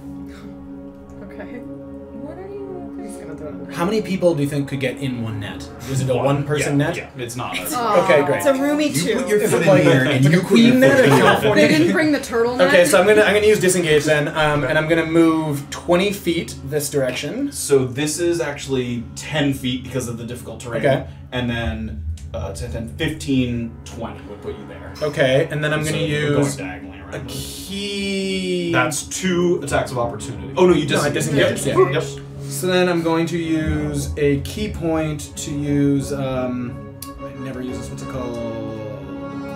Oh yeah, no, yeah. I'm gonna use a step of the wind key point. Okay. To move Use that all the time. 40 feet away from them. Running away. 30, 35, 40. And then I'm gonna turn to them and ready myself. And, Okay. And do I recognize any of them now that I saw them close? They to still me? have masks over their face. Great. I'm just gonna yell. We had a deal. I came alone, unarmed. Make me a perception check as well. Oh. 19. 19. Couple more footsteps. Oh my god! This is a lot of people. What? This is the deal. It's like, I got Someone these kind new of things and balancing I'm on this kind of thatched roof in the corner here as they kind of move along. Yeah, go big boy. Jeez, we gotta get the fuck out of there. I can help. The overhead map kind of people moving along the thing, so I'm gonna add them. They're on. This guy's on a roof. That guy's on the roof. Oh Right. my gosh. Okay. Okay. That's my turn. Okay. 10, 15, 20, 25, 30. That difficult terrain he's going over. Yes. 15, 30. So that's with his dash. That's there. 5 jumps down off the roof. Actually, he's gonna run along the roof. Smart. 25, Smart. 30, Yeah, he knew what he was dash. doing. Boom, jump down. 5, 10, 15, 20. Oh, brother. Gets up to you there. Can't attack yet. That's 5, 6, 5, 10, 15, 20, 25, 30. 5, I don't This want is to one- rescue you, This one spine Erland! buffer would be good, but I don't want to fucking kill them. I don't want to rescue you. I Jumps don't down wanna from the kill roof. them. So surrounded by these people here. Okay, that was the end. So back to the top. So these guys sort of blinded almost and blindsided by the quickness of you as you kind of got up and immediately started to dash away. They turn around and they kind of look to each other, sort of balancing on this difficult terrain. And they give a look like they might need to bring out the next level. And one of them reaches in and grabs a little hand crossbow. And he looks to one of the other guys and they kind of... And he's gonna fire there. Oh, Okay. shit. Fine. How many It's key not. points does he It's have? not. 17 Get out of damage. This is a give me missile. yeah, I know. Yeah. But yes, this is like how many key points does he have? Oh. 17 hits. Okay.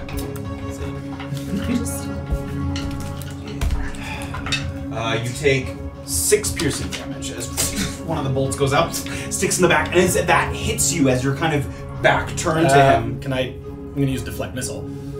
Oh, you're gonna let. Sorry, I thought you were letting. No, I'm letting it fire at me so that I know Okay. how much damage it does. Oh, yeah. And then let me roll my d10. It does 6. Yeah. I reduce it to 0. Great. I catch it. Turns around and kind of a blur, and these 3 people standing around you kind of watch you as you. Which guy shouted at me? That was this. That one. Nope, this guy here. That one right there. You got numbers and everything. Look at you. Yeah. Oh yeah, that's awesome. You don't like him. I'm gonna catch it. I'm not gonna use a key point, but I'm gonna throw it at the ground and go, I'm not going to kill any of you! And I'm gonna throw it into the ground so it like sticks in the ground. Okay, Ooh, as you cool. throw that down and you shout, another one of these guys that's right next to you turns to that same guy. No crossbows! You see him make like a motion. Oh, wow. Okay. Alright. Alright, we're on the same page. Just move that guy away. Beat the shit out of They just have to throw some All right. punches. him. He just looks like a dick. Yeah, you have a punchable face. This guy Erland. comes running forward and he We reaches don't down go for this. to his belt and not taking out a crossbow, he takes out this rope and the ends are these kind of like weighted balls and he's throwing bolas at you. Yeah, baby. Please get out of that. That's a natural 20. That's going on my list of the general stuff. Those look. They So, don't yeah, those run are a pretty damage. Manacles, caltrops, bolas. You guys, take like, 4 bludgeoning how that damage. works? This is not a missile also, although you can't. No, I can't. That's how to use my reaction. So 4 bludgeoning damage and you are Oh. grappled. So what is, remind me, grappled? I can't... Your movements, nothing really happens except your movement speed is 0 unless you free yourself from, take an action to free yourself from the bolas. Okay, but I can still attack without You can disadvantage still and stuff? attack. Yep, Okay. yep, it doesn't give you disadvantage. So you feel the wrap around one of your legs and you can feel it kind of weighting you down as you push off with one side and you have these 3 people surrounding you that are all kind of shoving you into one middle, holding clubs up all around you. I think there's one more person before you. There is. It's this guy. 5, 10, 15, 20, or that was difficult terrain. 30 now, dash 5, 10, 15, 20, 25, 30. He can't do anything. That was all this time. Okay. It is now you, Erland. He's just gonna start telling Let's the fucking truth. go. These 3 guys are in. Are all touching You've got me? 3 guys in melee We range. have Yep. lots of time to talk to Marvin That's true. in a jail cell. Yep. Together. For sure. Bleeding. Bleeding. All right, cool. I'm gonna, all attacks for this are gonna be non-lethal, just so I don't have to say it. Okay. Is that all right? Yep. Like in the whole combat? This whole combat, all attacks are I non-lethal. shall For the rest of the Otherwise- campaign. Yes. I didn't know we could I am do never that. killing anyone again. All right, I'm attacking. This Should have guy. saved some of that energy That's for the number guy in the 6 maze. That's a 11 to hit. That misses. Okay, I'm gonna use. That's with the nunchaku. No, I don't have my weapons. Oh, you don't have your weapons, right? Just with an unarmed strike. Misses 1, ducks out of the way. I am going to use a key point to use Flurry of Blows. Okay. 21 to hit. That hits. That does 6 bludgeoning damage. Wow. Damage, There we great. go. That's good. And Fist of fire. This.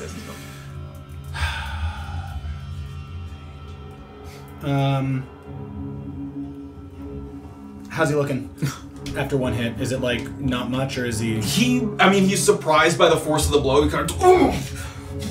But these guys don't look like pushovers. Okay, they don't look like trained military. Okay, cool.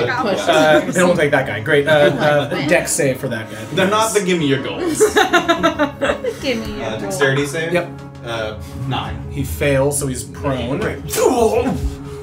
And I'm gonna attack again here with advantage. Oh, actually, hold on here. Let me do this first. Yeah. It's the same number. Good. Great.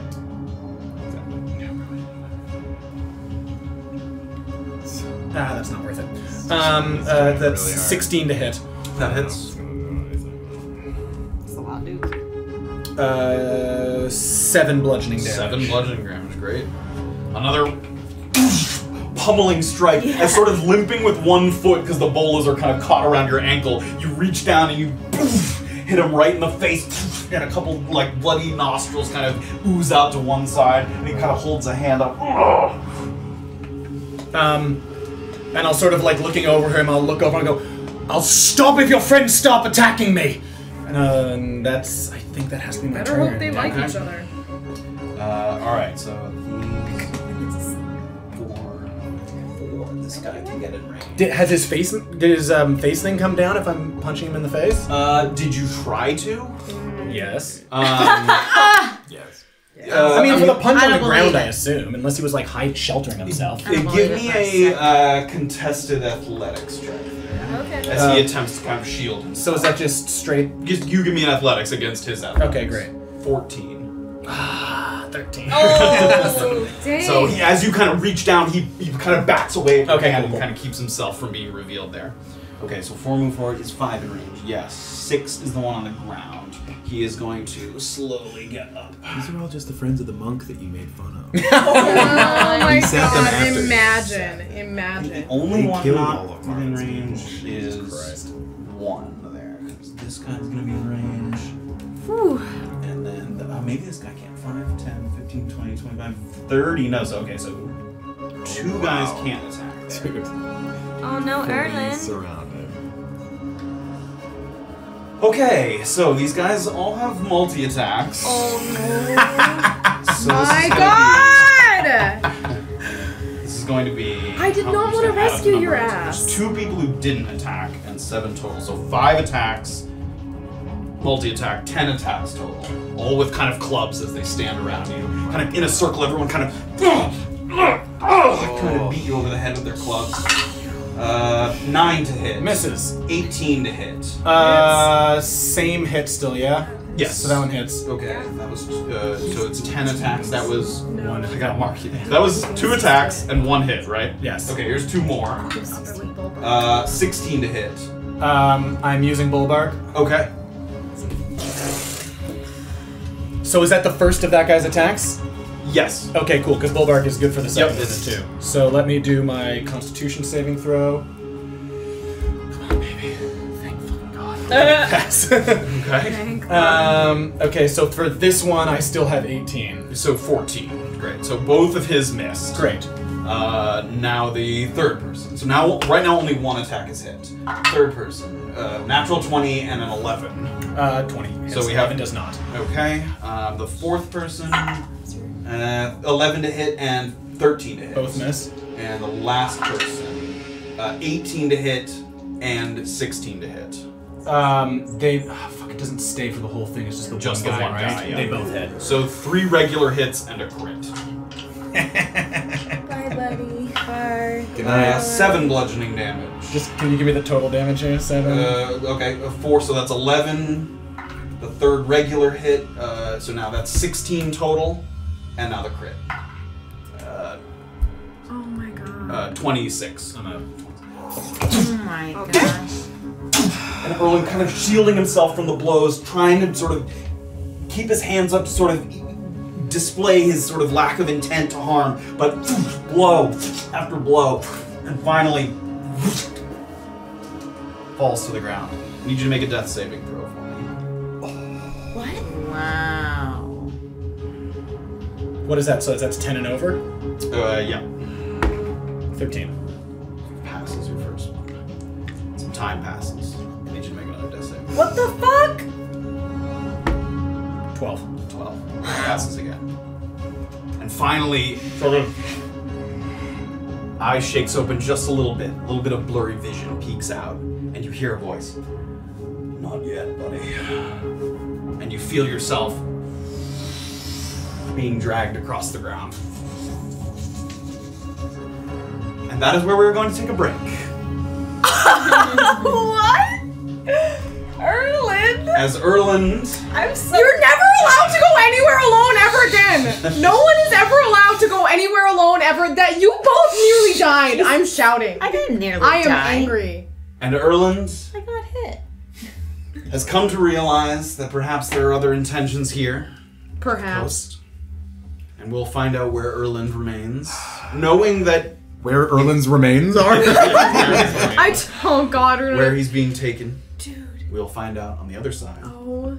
Thank you so much for joining us as always. I'm so glad you didn't want me to come with you. Yeah, thanks for no one should hide in the trap. It couldn't thank possibly be a you. trap. Let me go unarmed into a bunch of I would have been with a bunch of trouble. strangers. He's not dead. He's not dead. He's fine. He made two death They saving throws.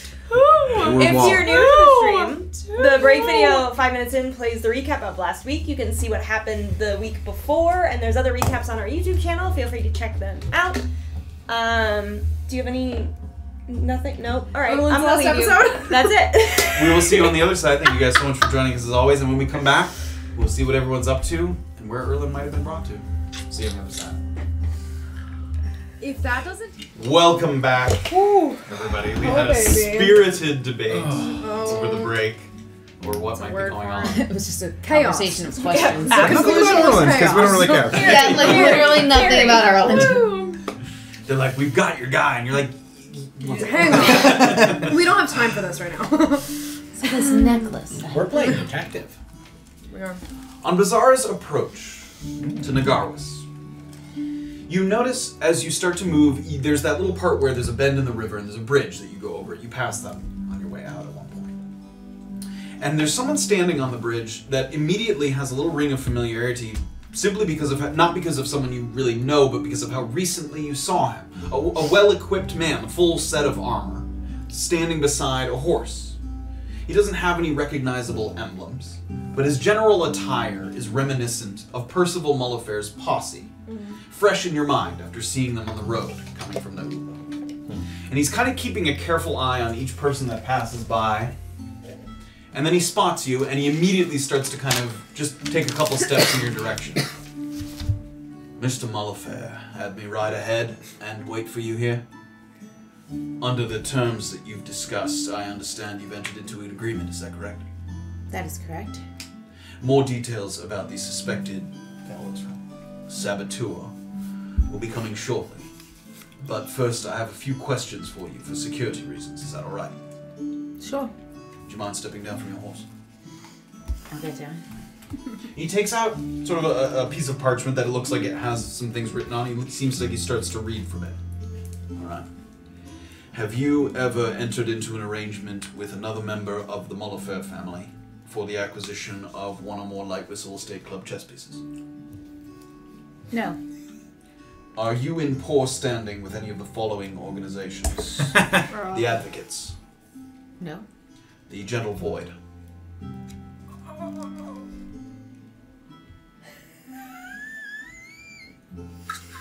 No. Make it Second pause. I was like, well, not all of them. I mean, there's one that likes me, so. You killed him! Oh my god, don't die! Lie more quickly next time. 19. 19. Raises a little eyebrow, but he continues. Wow. The Broken Crown. No. The Wamparani Non-Militia Reserve. No. In your pursuit of the Light Whistle Estate Club chess pieces, do you work alone? Honestly? Most of the time, yes. But I do have a couple fellow friends, I guess you could say. He takes out a quill. I'm going to need the names of those that you work with and a brief description of each. Sure.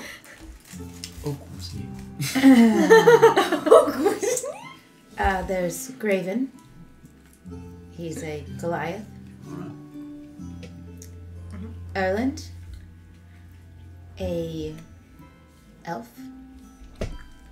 Alright. Right. Half elf. Sorry.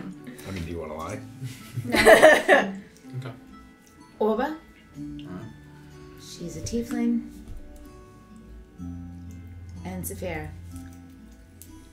Also an elf. Half elf. Half elf. Also half Sorry. elf. Sorry. Wow. Why are we Right. helping you? I don't know. Why is Beezy so racist? The Mullafair interests are only just beginning to get a foothold in Navika-Pura. Percival is not going to jeopardize that by hiring someone with a poor reputation. He's not saying that you can't do unsavory things to get the job done. He's saying that if you do, you better not get noticed. I see. Learning a bit about you and your associations helps us preemptively avoid scandal before it happens. And Mr. Mullafair reserves the right to rescind his contract at any time, as well as publicly distance himself from you in any way that he sees fit. Do you understand? I understand. That's all for now. By this evening, perhaps tomorrow morning at the latest, we should have a letter here with additional specifications, as well as what pieces Mr. Mullafair is willing to offer as a reward. Unless you'd like that letter said somewhere else. He said the mail house would be, is that... Yes, here in Nagawas, but I can send it somewhere else if you prefer. Do you actually mind sending it to Wamparani? Where? Would I know where, like, a nearest... where they could send... Could they send it anywhere?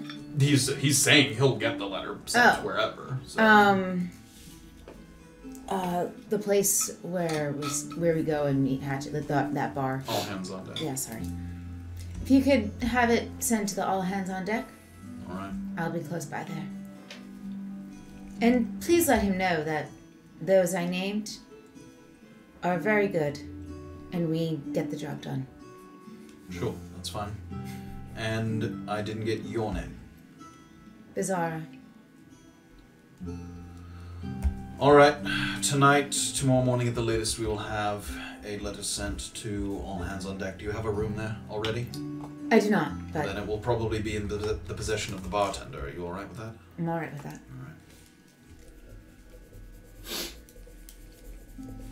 Alright. Welcome to your employment with the Mullafairs. Thank you. Have a good day. You too. Gets on his work. And he starts to write. So you are currently in Nagarwas. Is there anything else you wish to do here before continuing on to the Ghost? Can I stop by the mail house anyway? Sure, you can. Give our names to anyone else. mailhouse as you sort of approach. It's operating at its kind of full capacity at this time of day. There's horse-drawn wagons kind of pulling through that main portion lined up. There's rows of desks, people scribbling scribes taking down information about ingoing and outgoing parcels. And the man who seems to be in charge, which you spoke to before when you got your letters, with his fur-lined robes, kind of key ring at his belt. He moves kind of briskly from station to station, just checking on people's work. Occasionally he'll go and unlock one of those doors where you can see parcels being stored in the back. And once again, the podium nearby for inquiries, conveyance, and collections. Little rope with a bell at the end of it that you can ring. Okay. I'm gonna ring it. And it takes a moment. He gives you kind of a finger for a moment, and then sort of checks a couple of things, and then sort of briskly walks over. Ah, hello. Hello. I was here a bit earlier. Just want to see if anything else was dropped off for me. Name again? Sorry. Beezaura. Let me check. One moment.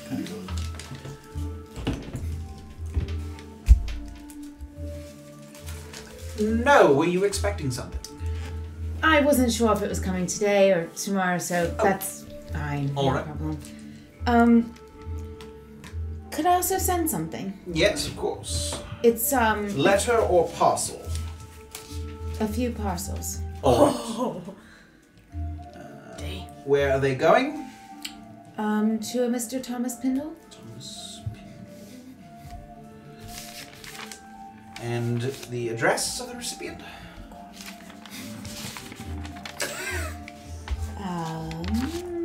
Sorry. I don't have it memorized. But are you giving his Pachacama address? Yeah, his Pachacama address. Yeah, that one. All right. We do have wagons that go to Pachacama regularly, so Perfect. price is not exorbitant. Wonderful. It is...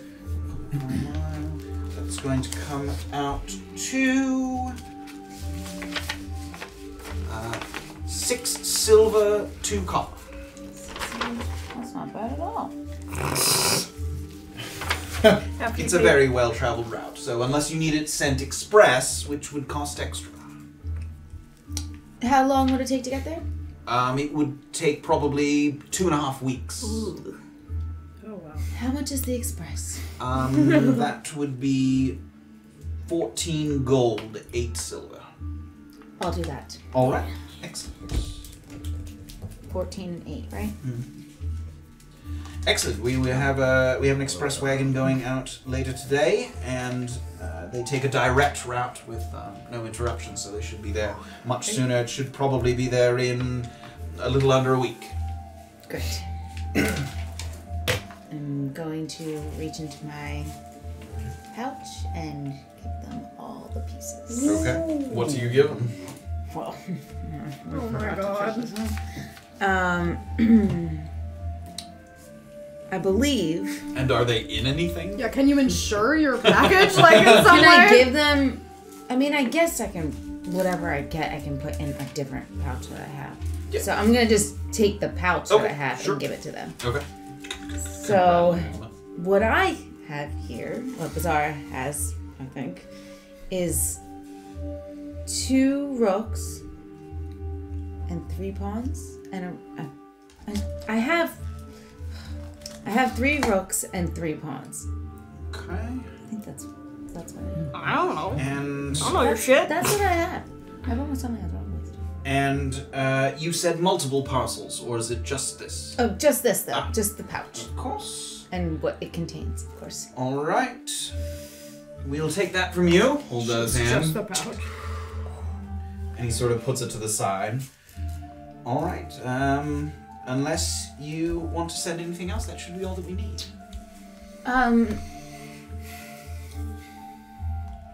Can I just can you write out a little note for me? I can, yes. Of course.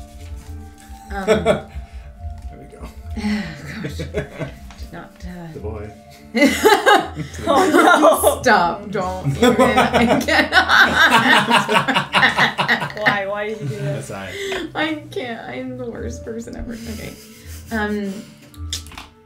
To the Baron. Here's what I have now. And more should be coming shortly. I am on 2 missions that will be paying greatly. Okay. Unfortunately,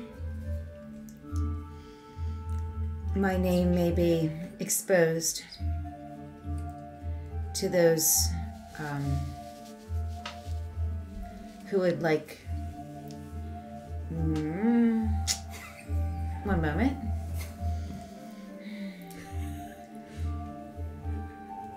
My name may be exposed negatively. If there's anything you can do to extend my ability to retrieve for you in good faith, I'd appreciate it. And a signature of any kind? A name? Bizarre. Spelled the usual way? 2 E's and a Z, sir. With apostle, it's a reduced rate for the letter. It's just an extra 8 copper for the letter. Go That's ahead. fine. Thank you. All right. Anything else I can do for you today? That is all, as long as it gets there safely. Of course. Have a wonderful afternoon. You too. You watch as he takes the pouch, and you watch the pouch of pieces walk away from you, and he sort of unlocks a door. Oh Sort my. of places Get a it. tracking number, jeez. Bring on. Can I have a receipt? And she's just gonna take a deep breath and be like... And then, like, kind of look around. Kind of swirl of activity around you. People going about their business, kind of people not knowing the magnitude of what you've handed over. And get back on the horse and go. All right, head towards the coast. As Beezaura begins to head to the coast, we head over back to the tattoo parlor. Oh! So Orba, having separated from Beezaura a little while ago, rewinding in time a bit, make your way over to the tattoo parlor that you're familiar with. Standing sturdy and strong with the windows open, you can see Butez milling about in the sort of studio space that you're very familiar with at this point. You start to arrive. Okay. I'll give a nice little knock at the door. One moment.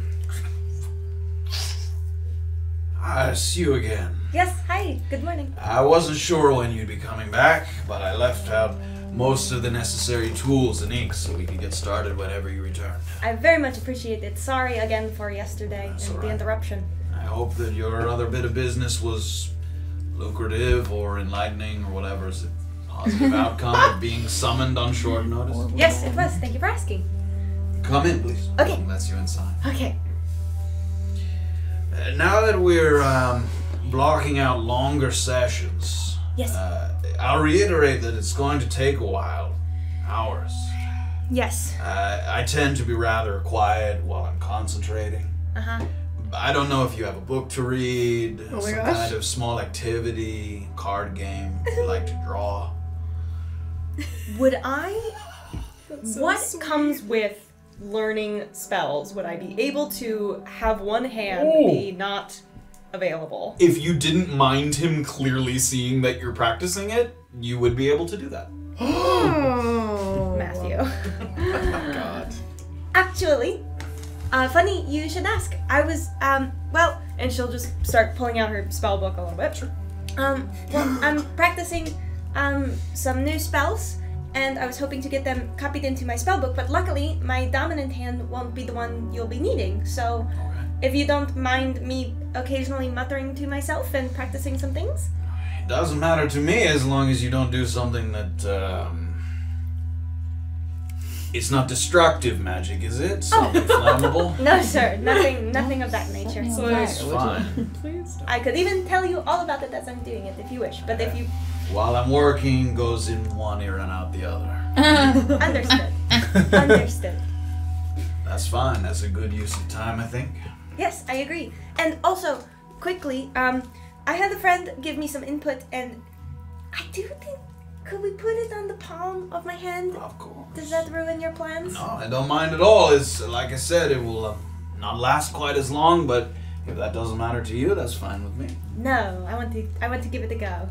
You might have a little more of a tickle with it. Okay, I will keep that in mind. All right. I'd like to think that I am good with pain, but Maybe not. We'll see. We all test our limits. Why don't you have a seat? Okay. Sit. Tell her spellbook, like... Oh, would I need like a quill and what stuff should I have kind of already out? Yeah, you should have the spellbook, materials for copying notations into the book. Okay. Yeah. So. Cool. So, I mean, as you start to grab your stuff, he grabs kind of a little side table and pulls it over if you need it. Oh, thank you. Oh, this is great. And he starts to go about kind of moving his inks over near to the sort of bench that has the arm rest on it that you can kind of rest your arm and your palm facing out. Starts to get some of the needles ready, mixing a few of the pigments together. And time passes in Butez's cozy little studio by the river. What are you working on? I don't know. Orba's gonna like have a couple of different spell scrolls like out as she's like debating with herself. She wants to go fast, or she wants to hit people, or she wants to set alarms off, or mirror image. What is going What is happening? These are scrolls that you have? Yeah, I got a lot of scrolls. Jeez. I haven't had time or money. We're going to go. I don't have the spell card with me. Can you remind me what mirror image is? I'm so sorry. I just have, because Josco's, it's not like a spell scroll, it's his. This is an illusion spell, so you don't get the benefits of your Right. enhanced transmutation. Like, you can copy it faster and cheaper if it's transmutation. Yeah. You know that. So, mirror image, an illusion spell, takes an action to cast, it lasts for a minute. And 3 duplicates of yourself appear in your sort of space. 3 of them, okay. And until the spell ends, the duplicates move and mimic your actions, so it's difficult to tell, which is the real one. Each time a creature attacks you, while the spell lasts, you roll a d20 to determine whether the attack misses or hits one of your duplicates instead. So if they're sort of fooled by the duplicates. If you have 3 duplicates, you have to roll a 6 or higher to change their target to a duplicate. So it's quite likely. And as they disappear, it gets harder. So once you only have 2 duplicates, it becomes a 8 or higher, and then with only 1 duplicate, it's 11 or higher. So each time they move through the duplicate, then they know that that's not real, and they're able to determine which the real one is. Got it. After a single hit, does that duplicate? Yes, it go dissipates. Yes, for all creatures, not just the creature who was trying to attack you. Got it. Okay. And the duplicate AC is 10 plus your Dex modifier. Okay, that's a 0. Sure, Which is but you still only have to roll 6 for them to target a duplicate. If they roll below that, they don't hit any of them, not even one of the duplicates. Right. Shit. Oh shit. Oh wow. So there's a chance that they could swing at it and still Miss not know everything it's a and not duplicate. know it's a wow. duplicate. Oh, fuck. Yes, That's if they roll awesome. very low. Wow.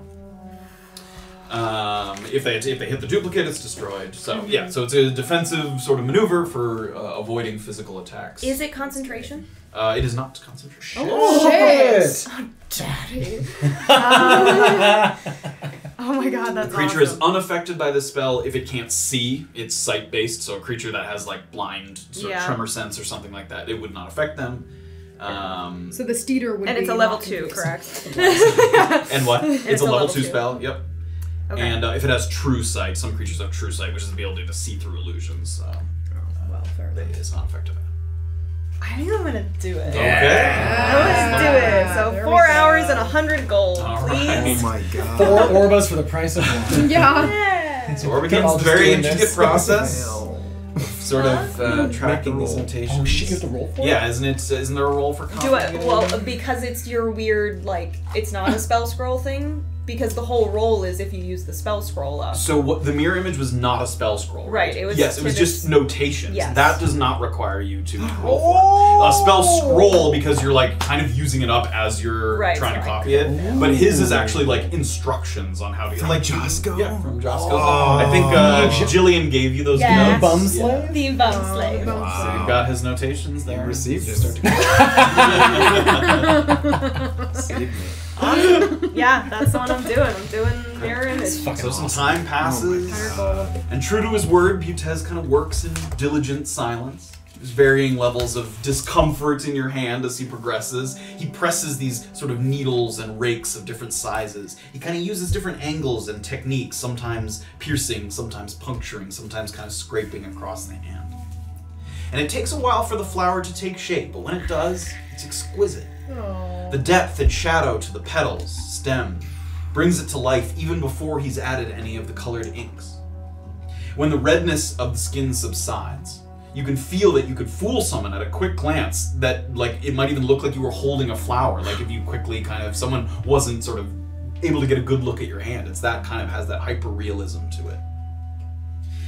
And just as Butez has finished the sort of outline and shading of the flower, so again, it's not colored in yet. There's none of the quartz that you wanted in it. Was it quartz powder? Yeah, quartz powder in it.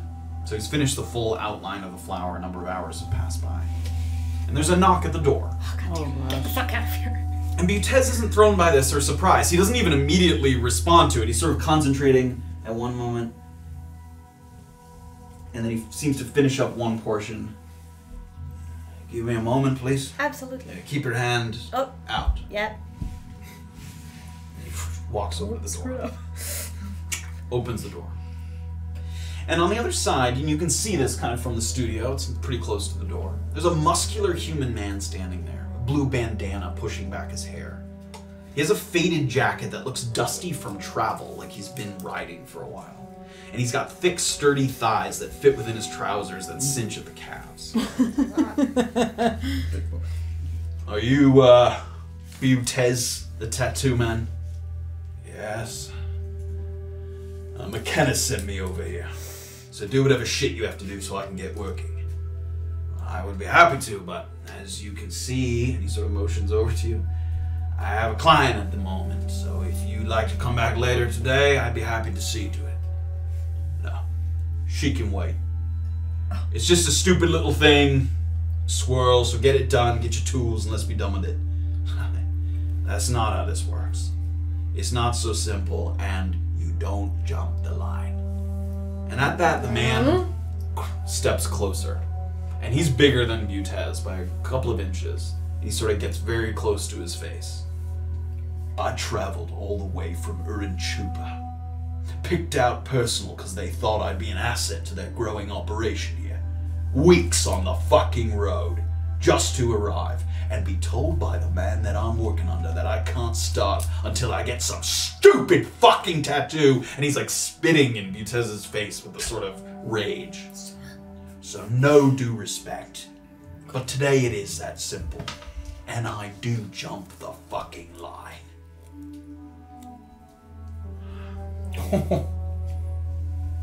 That sounds like a problem for you and Mr. McKenna to discuss. It's a problem for everyone I run into, unless it's a problem solved. You know, it's a nice little racket the two of you having going on here. I never asked Mr. McKenna to send me anyone. It just turned out that way because there aren't a lot of people who can do what I do. Oh yeah? Well, there aren't a lot of people that are willing to do what I'm willing to do when the situation calls for it. So pick up your little needles, yeah? And there's sort of a tense moment there as the two of them stand. Can Orba quietly reach down for her crystal? Yes. Oh, baby! Give me a sleight of hand with advantage. They're not looking at you, but you are within sight, Yeah. so it's conceivable. Okay. 16? 16, okay. You sort of, with your hand out still, you lean to the side, quietly He's like, I said, don't move your hand. rummage through your bag and grab your crystal. I'm gonna get up and not get too close to Butez, but I'm gonna stand and I'll... If you stand, the guy who's at the door can see you standing. Can see me standing. Yep. Is that okay? Yes. Okay. I'm gonna slowly stand. And I'll start walking. I'll be like just off Butez's right shoulder. Like, and I'll have my crystal visible in my hand. I'll like have my hand up. Friend. What? Why don't you wait? I'm not gonna fucking wait. You can wait. Orba cast her in person. What's the save? Oh, come on! I think it's 14. Wait. Yeah, it's 14. Oh, no, the type of save. No! That's on another page! It's a wisdom saving throw. Wisdom saving throw. 7. I've charmed somebody! I've done it! He falls in love with her. It's been 85 episodes. Little wave of the finger. And just like that, that sort of steaming, red-faced rage immediately starts to kind of cool a little bit.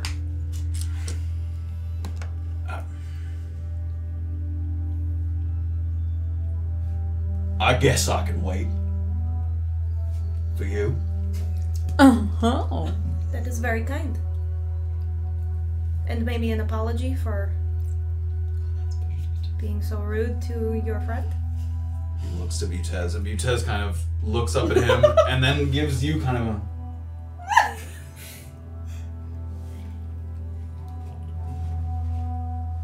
Sorry, I was so rude. I'll come back. Yeah. And he sort of, you can see him almost fighting against his own mind a little bit. But he turns. Yes. And starts to walk. And Mutez shuts the door.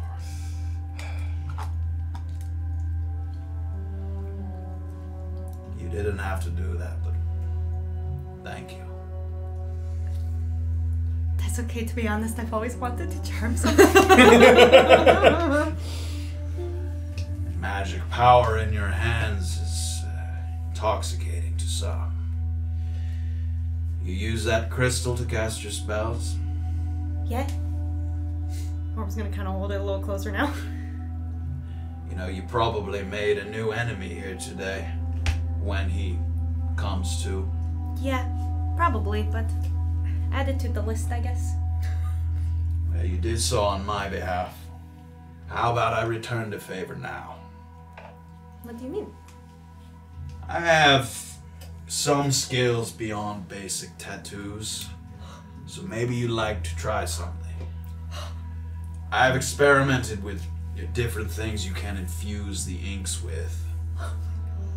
And one of them is this. He goes over to a drawer. Oh, fuck. And he takes out kind of a piece of cloth, and as he opens it up, it has like very thin chips of wood, like almost like burnt chips of wood. That might have come like something burned up in a fire. It's like they look very brittle and fine. These are wood chips from an old wizard's staff that burned up in a fire. By mixing these into the ink, I think maybe I could turn your tattoo into an arcane focus, so you wouldn't need to use your crystal to cast your spells. Really? It's not permanent. As the tattoo starts to fade, so too will your ability to channel your power through it. And I'm not sure that it's going to work, but... I want to try. It's a neat trick if nothing else. Let's do it. That sounds wonderful. Thank you. Thank you for diffusing that. I was worried for a moment you were going to attack him. And my relationship with McKenna, while complicated, is not one that I want to lose. Of course. So thank you for recognizing a delicate situation. Of course. Well, when he eventually comes back, and you can throw the blame to me entirely. That's fine.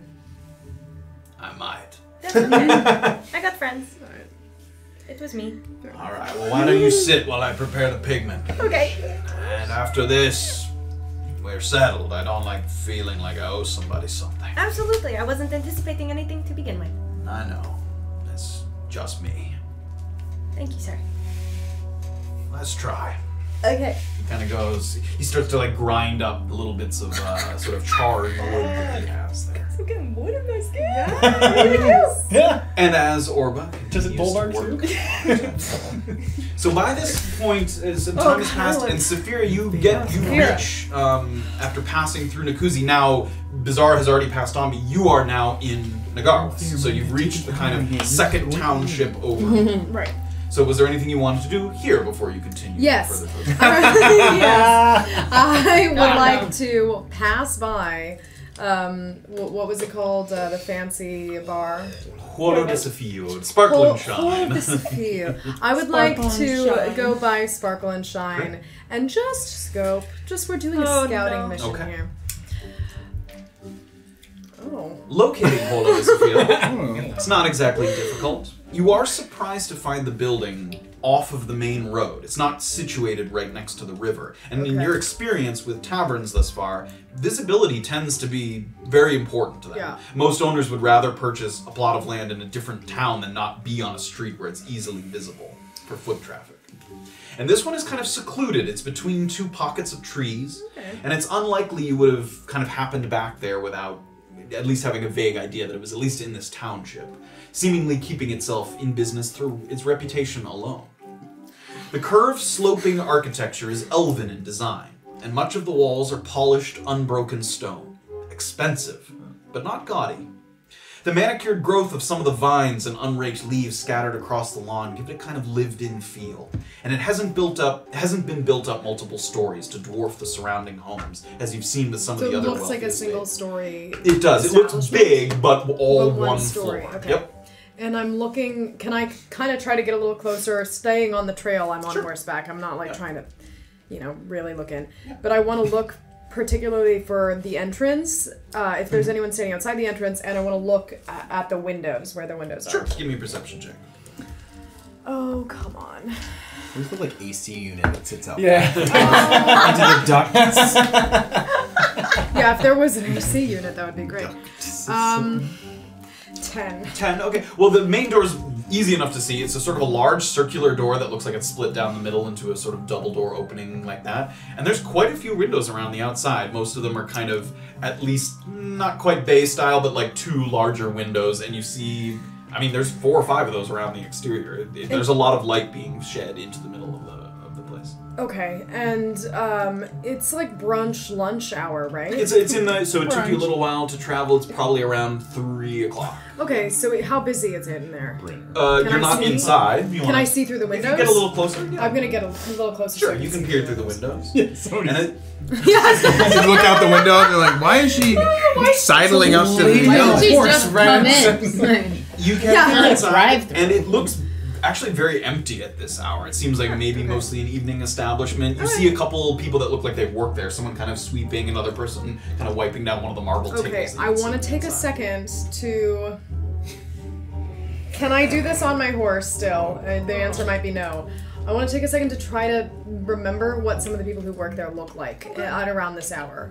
Give me an investigation check if you try to. That's natural. We're buying you new dice. They're wearing sort of not a uniform, but they are uniformly dressed with these kind of white robes, and it Okay. also seems like there is kind of all the employees have a similar look to them with these robes and sort of a sort of covering a hood cloth over their head. So it's hard to make out features, and one person kind of walks by sweeping, and then you think you see that person go by again, but actually it looks like it might have been a different person. Like, it's hard to tell. Alright. Safira's gonna kind of like, almost like squinting at the establishment. I'm gonna kind of stop my horse for a second. Park him, like tie him up by like There's a fence posts. post Yep, there are. nearby. There's hitching posts. And I wanna, can't emphasize this to you enough. I wanna spend 5 seconds in this place. I wanna like go in for a second and just kind of like Through take the a look. doors? Yeah, Take through a the look. door. Yeah. Just Abe Simpson out. Yeah. The door's kind of heavy and it takes a little bit of effort to push open, creating the effect of this kind of slow reveal of the inside that upon first impression, it looks more like a bathhouse than a bar. There's no chairs. All of the seating has been recessed into the ground. And there's built-in stone benches kind of swathed in cushions. Tasteful flower-laden lattices dividing up each of these booths. For Flower laden, interesting. Yes. Yes. How are these flowers being kept?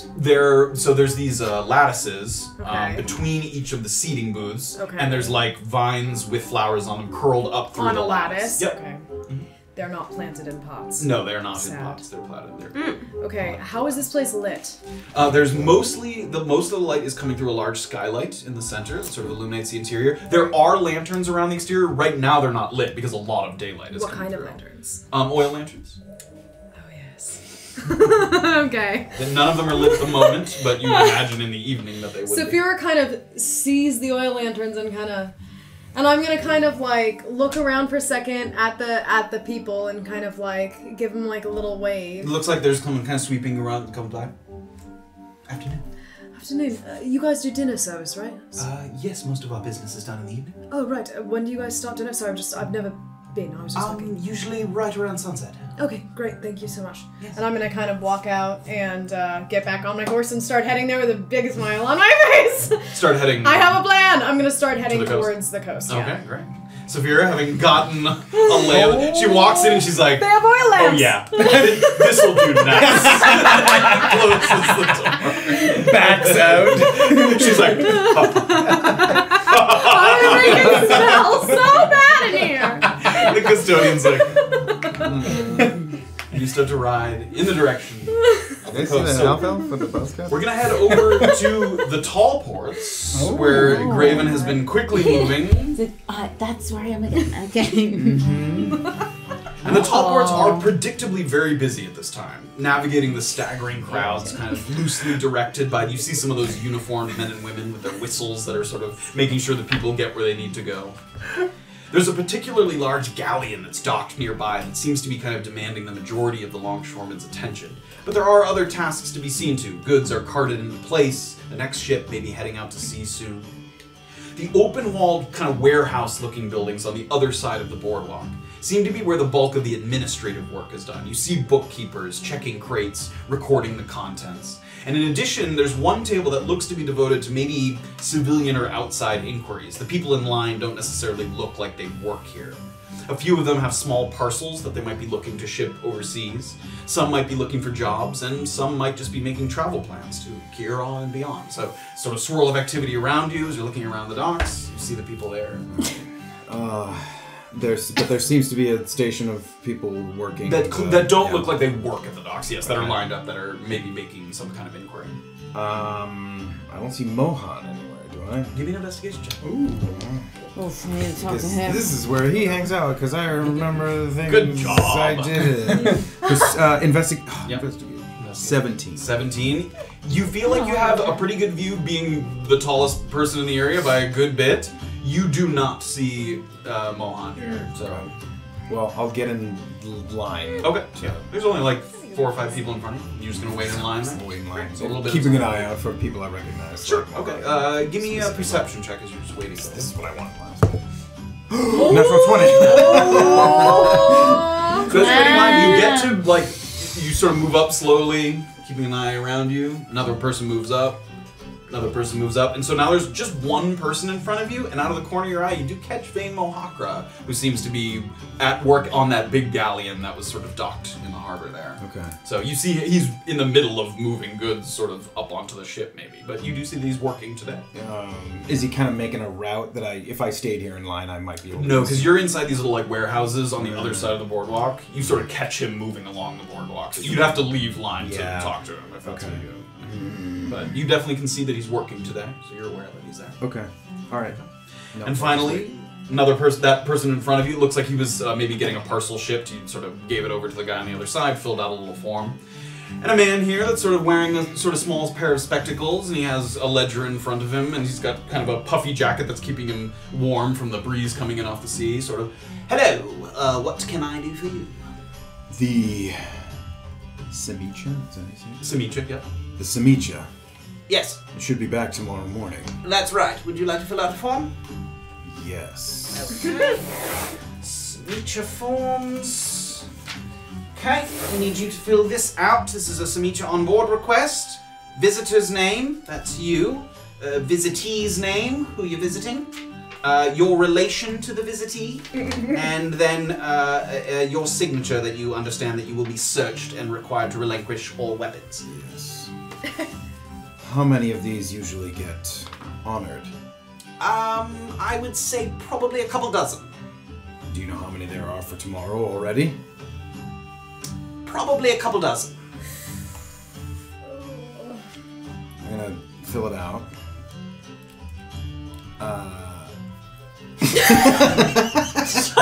You can fill it out later. You will want the form. So Yeah. He has an ink. He has a quill and an ink there for you. Does it look like he's giving me the space and time to kind of? Yeah. Okay. He waits. He's staring at you. All right. Oh my god. As I'm. Yes. I need help spelling my name. Do it. I'm not lettered. Sign your X. Visit. I am the visitor. You would be the visitor. I am the visitor. What's happening? Is Mohan around today? I saw him earlier this morning, but I have not seen him within the past hour or so. You don't think he'll be back soon? I think he could be, perhaps. His schedule is not my schedule, so couldn't say for sure. I'm happy to pass a message along. No, that's all right.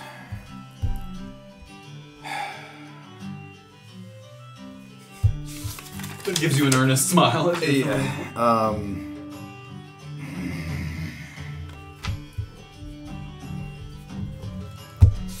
And I'll get out one of my Gentle Void favors and just kind of stack them together. Interesting. I would appreciate if this got honored tomorrow. Oh, sorry. He sort of takes it, and he's not entirely. He didn't see you do that, so he sort of takes it and then feels the 2 pages and sort of slides the one out from underneath. Takes out a little drawer that he has, and he seems to take out like a little leather-bound thing and opens it up, and there's a stack of papers there, and he sort of takes your form. Look at that, right on top. Hey. Good job. Thank you. Enjoy your visit on the Samitra. Right, tomorrow morning at... yes, 9 o'clock. 9. Good. Good day to you. Good day. Start to walk away. Successfully. Good job. He's not lying, like a shit! As soon as you go away, he's like... throws it away. Yeah. That was actually the trash pile. Alright, but do I still see Vane? Is he kind of moving on? Yes, but he's definitely he's literally walking up along boarding plank that gets him up to the ship. So you would have to approach the ship itself. Okay. No. Cast away. No. Whole person. I'm just gonna drops his shit and gets fired. It just was going to the road. No, I'm just gonna move on. I'm gonna make my way back to the Broken Crown outpost. Okay. Great. Start to get to the Broken Crown outpost. Familiar with the streets of Wampiranina at this point. It doesn't take you too long to get there. Cross the bridge once again on your right. Broken Crown station offices come into view. You're at the door there. Heading in. Yeah. Head in. And as you kind of enter through the door, you do see once again the same man that seemed to be in charge of the civilian inquiries once before, sort of woefully bored there at his desk. He looks like he has a little jar on his desk and he's bouncing copper pieces into it. Wow. Oh, look. It's you. The man with the invisible writ of service. Oh! Slide it across the table. Good for you. You look like you needed a win. What can I do for you? The contracts. Okay, let's see. Sort of resting his hand on his... Well, the civilian contracts are the same. Somebody did the Axebeak's contract. Ah, damn it. dudes. It probably was, yeah. Let's see. Alright. That's good. Writ of service contracts. We have this, And he takes a piece of parchment, holds it up. It's a picture of Safira. we're looking for this half-elf to report to the Broken Crown. Lieutenant Colonel Warba would like a word with this person. Here, they want her here. Yes, to come. Slides across. You can keep that. Great. I got a picture. I'll study it. Smiling or frowning? It's the frowning photo. He will study it hard. Does that mean it's the most recent one? And Lieutenant Colonel Warba is also looking for additional swords to recapture a Broken Crown outpost that was seized by bandits on the road north from Naupa, sorry. Discretion is mandatory. Combat is likely, but not guaranteed. If the bandits can be sufficiently frightened into surrender, that is acceptable as well. 125 gold per hireling, as long as they can prove a minimum level of combat competency and they do not desert the mission. Payment is on return to Navika-Pura, but you can name a recipient prior to leaving that will receive your sum in the event of your death. Oh. So, How far north? I believe the outpost is probably a few hours north. Right. I think I have that one actually. Yeah. There we go. That's all the details of that one. House. And then one more. A Broken Crown carriage was attacked on the road coming up from the south road of Montparanina. The carriage was disguised and contained a coffer of gold meant for repairs to the offices in Montparanina as well as for contracts. It was unclear whether the carriage was attacked by creatures or robbed. Lieutenant Colonel Warber has additional details. If you wish, you can speak with him later, and he's willing to guarantee some portion of any gold that is recovered if the coffers are found. Where is Warber now? He is not in at the moment. But this is where he will be reporting yes, he to. will be here at the moment. All right. Anything else? No.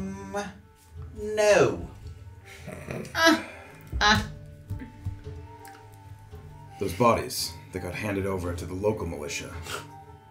Yes. Anything that got left behind here before the items and personal items got sent over? Thorsten asked for everything, we gave everything to him. Perhaps a lost and found box if something made its way into a crack. He looks down at the writ. I'll double check. Gets up slowly, and you see him kind of like walking to the back, like obviously sort of dragging his heels. Graven's stone faced until he fully turns around, and then Graven's got a little smile. And there's a little bit of tinkering in the back. You hear him kind of obviously not expecting anything, sort of. Someone wants to see if the belongings. You see here a little bit of kind of rummaging in the back. Really? All right, give it to me. And he comes back out, and you can see as he's returning, he has a vial in his hand. Oh, yeah. He's sort of holding. Well, it seems there was a crack. And as you look at the vial, you can see right away, like the boy had reported to Mrs. Hannamore, it doesn't have any kind of that like stained tint that you've seen with some of the microl vials. So it looks pretty clean, so the glass is clean. I'll make sure this very important piece makes its way to Thorsten. Sure. It was found over near where the microl was. We thought it was that, I think. Good work. When will Orba be back? Probably this evening.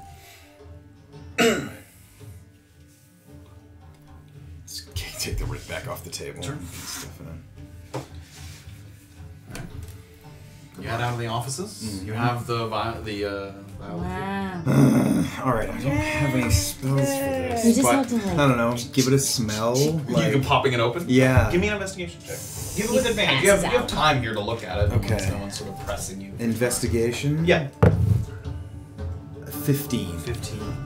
You sort of pop it open, give it a little sniff, and like the sort of impression you got from the stain, there's no sort of essence of anything. It doesn't smell. I mean, it's been a little while, but no lingering kind of scent, and the cork was in there pretty good. It was kind of stuffed in there. Kind of turn it over, and you turn the cork over. And there's a very small hole in the cork. And you look closer, and with your 2 pointer fingers, you just take out a little piece of parchment that was stored in the cork. Fuck. What? No way. Get out of here! You get out of here! How did his big hands do that? Detective Would you Graven. leave? Old person. Detective Graven. I've got my notes. It says that at the top. Detective Graven? Yeah, Detective Graven's clues. Oh my god. Oh my goodness Right there. gracious. That's adorable. Over Show it to camera. The clues. I will not look. All right. Although I really want to know. You can read it out loud just so the screen knows, unless you... Leather band. Metal clasp. Amethyst stone in front. Bring to abandoned broken crown station, middle north building. That's where the pool pipe. Graven's in the street like, all right. Yeah. Oh no. Graven's standing there like looking around like. Smelling the poo. Yeah. What stinks even from here? Something stinks. Stinks of crime. All right. Something pops into the back of his head. Erland. Oh. How long has it been? I've probably spent at least an hour and a half at this point. 2 hours. Oh, Between going to the ports, You waiting idiot. in line, and then coming to the Broken Crown. Prioritize the poop Alright. over me. Alright. In the space of an hour, I could probably get to the outpost and back to the deck. Yes, if you didn't spend much time there. Yeah, very quickly. Very quickly. Yes. Heading up in the direction of the abandoned Broken Crown. Graven sort of weighing his options here. You're here at the Broken Crown station. You're at the other side of the river across the bridge. So you kind of give a look down to the south where it's kind of open, vast land, and sort of thinking about. Oh. Yeah. Knowing that he went that way. Yeah. You sort of give a grunt and you sort of move quickly across the bridge in the direction Okay. of the Broken Crown station. Just want to talk. It was the poop all along. Your eyes crack open. Ever so slightly. And the first thing you notice as you go to take a breath is a feeling of constriction. The inability to kind of fully fill your lungs as your chest pushes against several cords of thick rope. You try again, sort of, it's dark and your vision is a little blurry from the injury, sort of a hazy, woozy kind of blurred sight as you're kind of trying to right yourself and take another deep breath and again pushing against the ropes.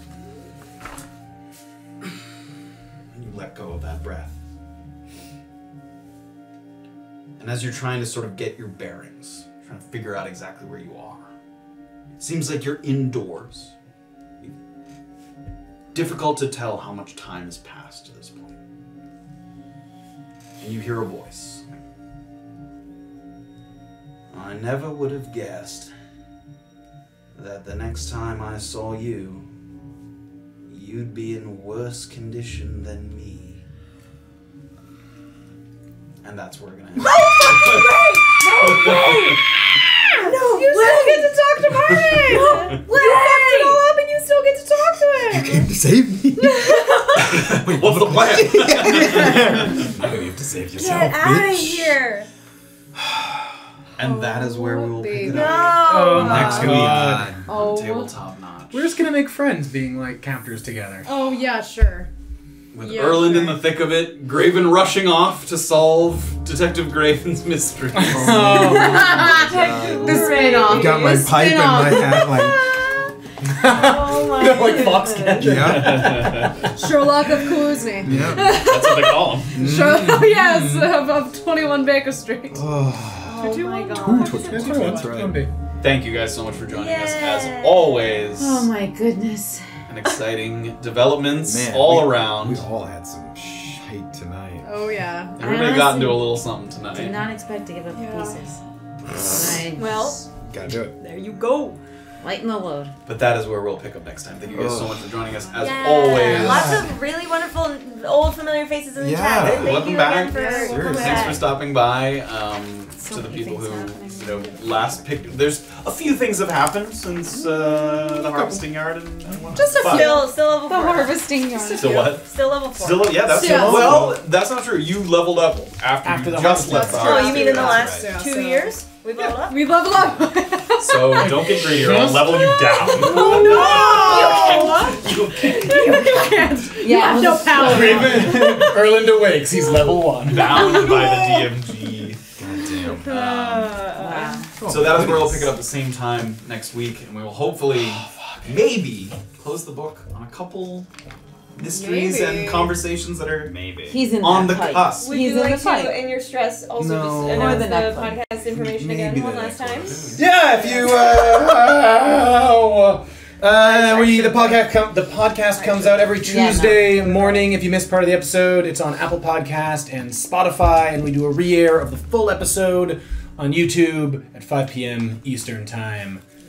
So if you missed the beginning or the end, you wouldn't be hearing this. If you missed the beginning or the middle, you can check it out in audio form or in video form later. If you missed this, then you're not Then hearing you're not this. hearing it, and that's whatever. All right. Thank you guys so much. We'll see you next week for the Mysteries of Antisuyu. Oh, God. The Veil. Have a good night, everybody. Night. Dun, dun, dun.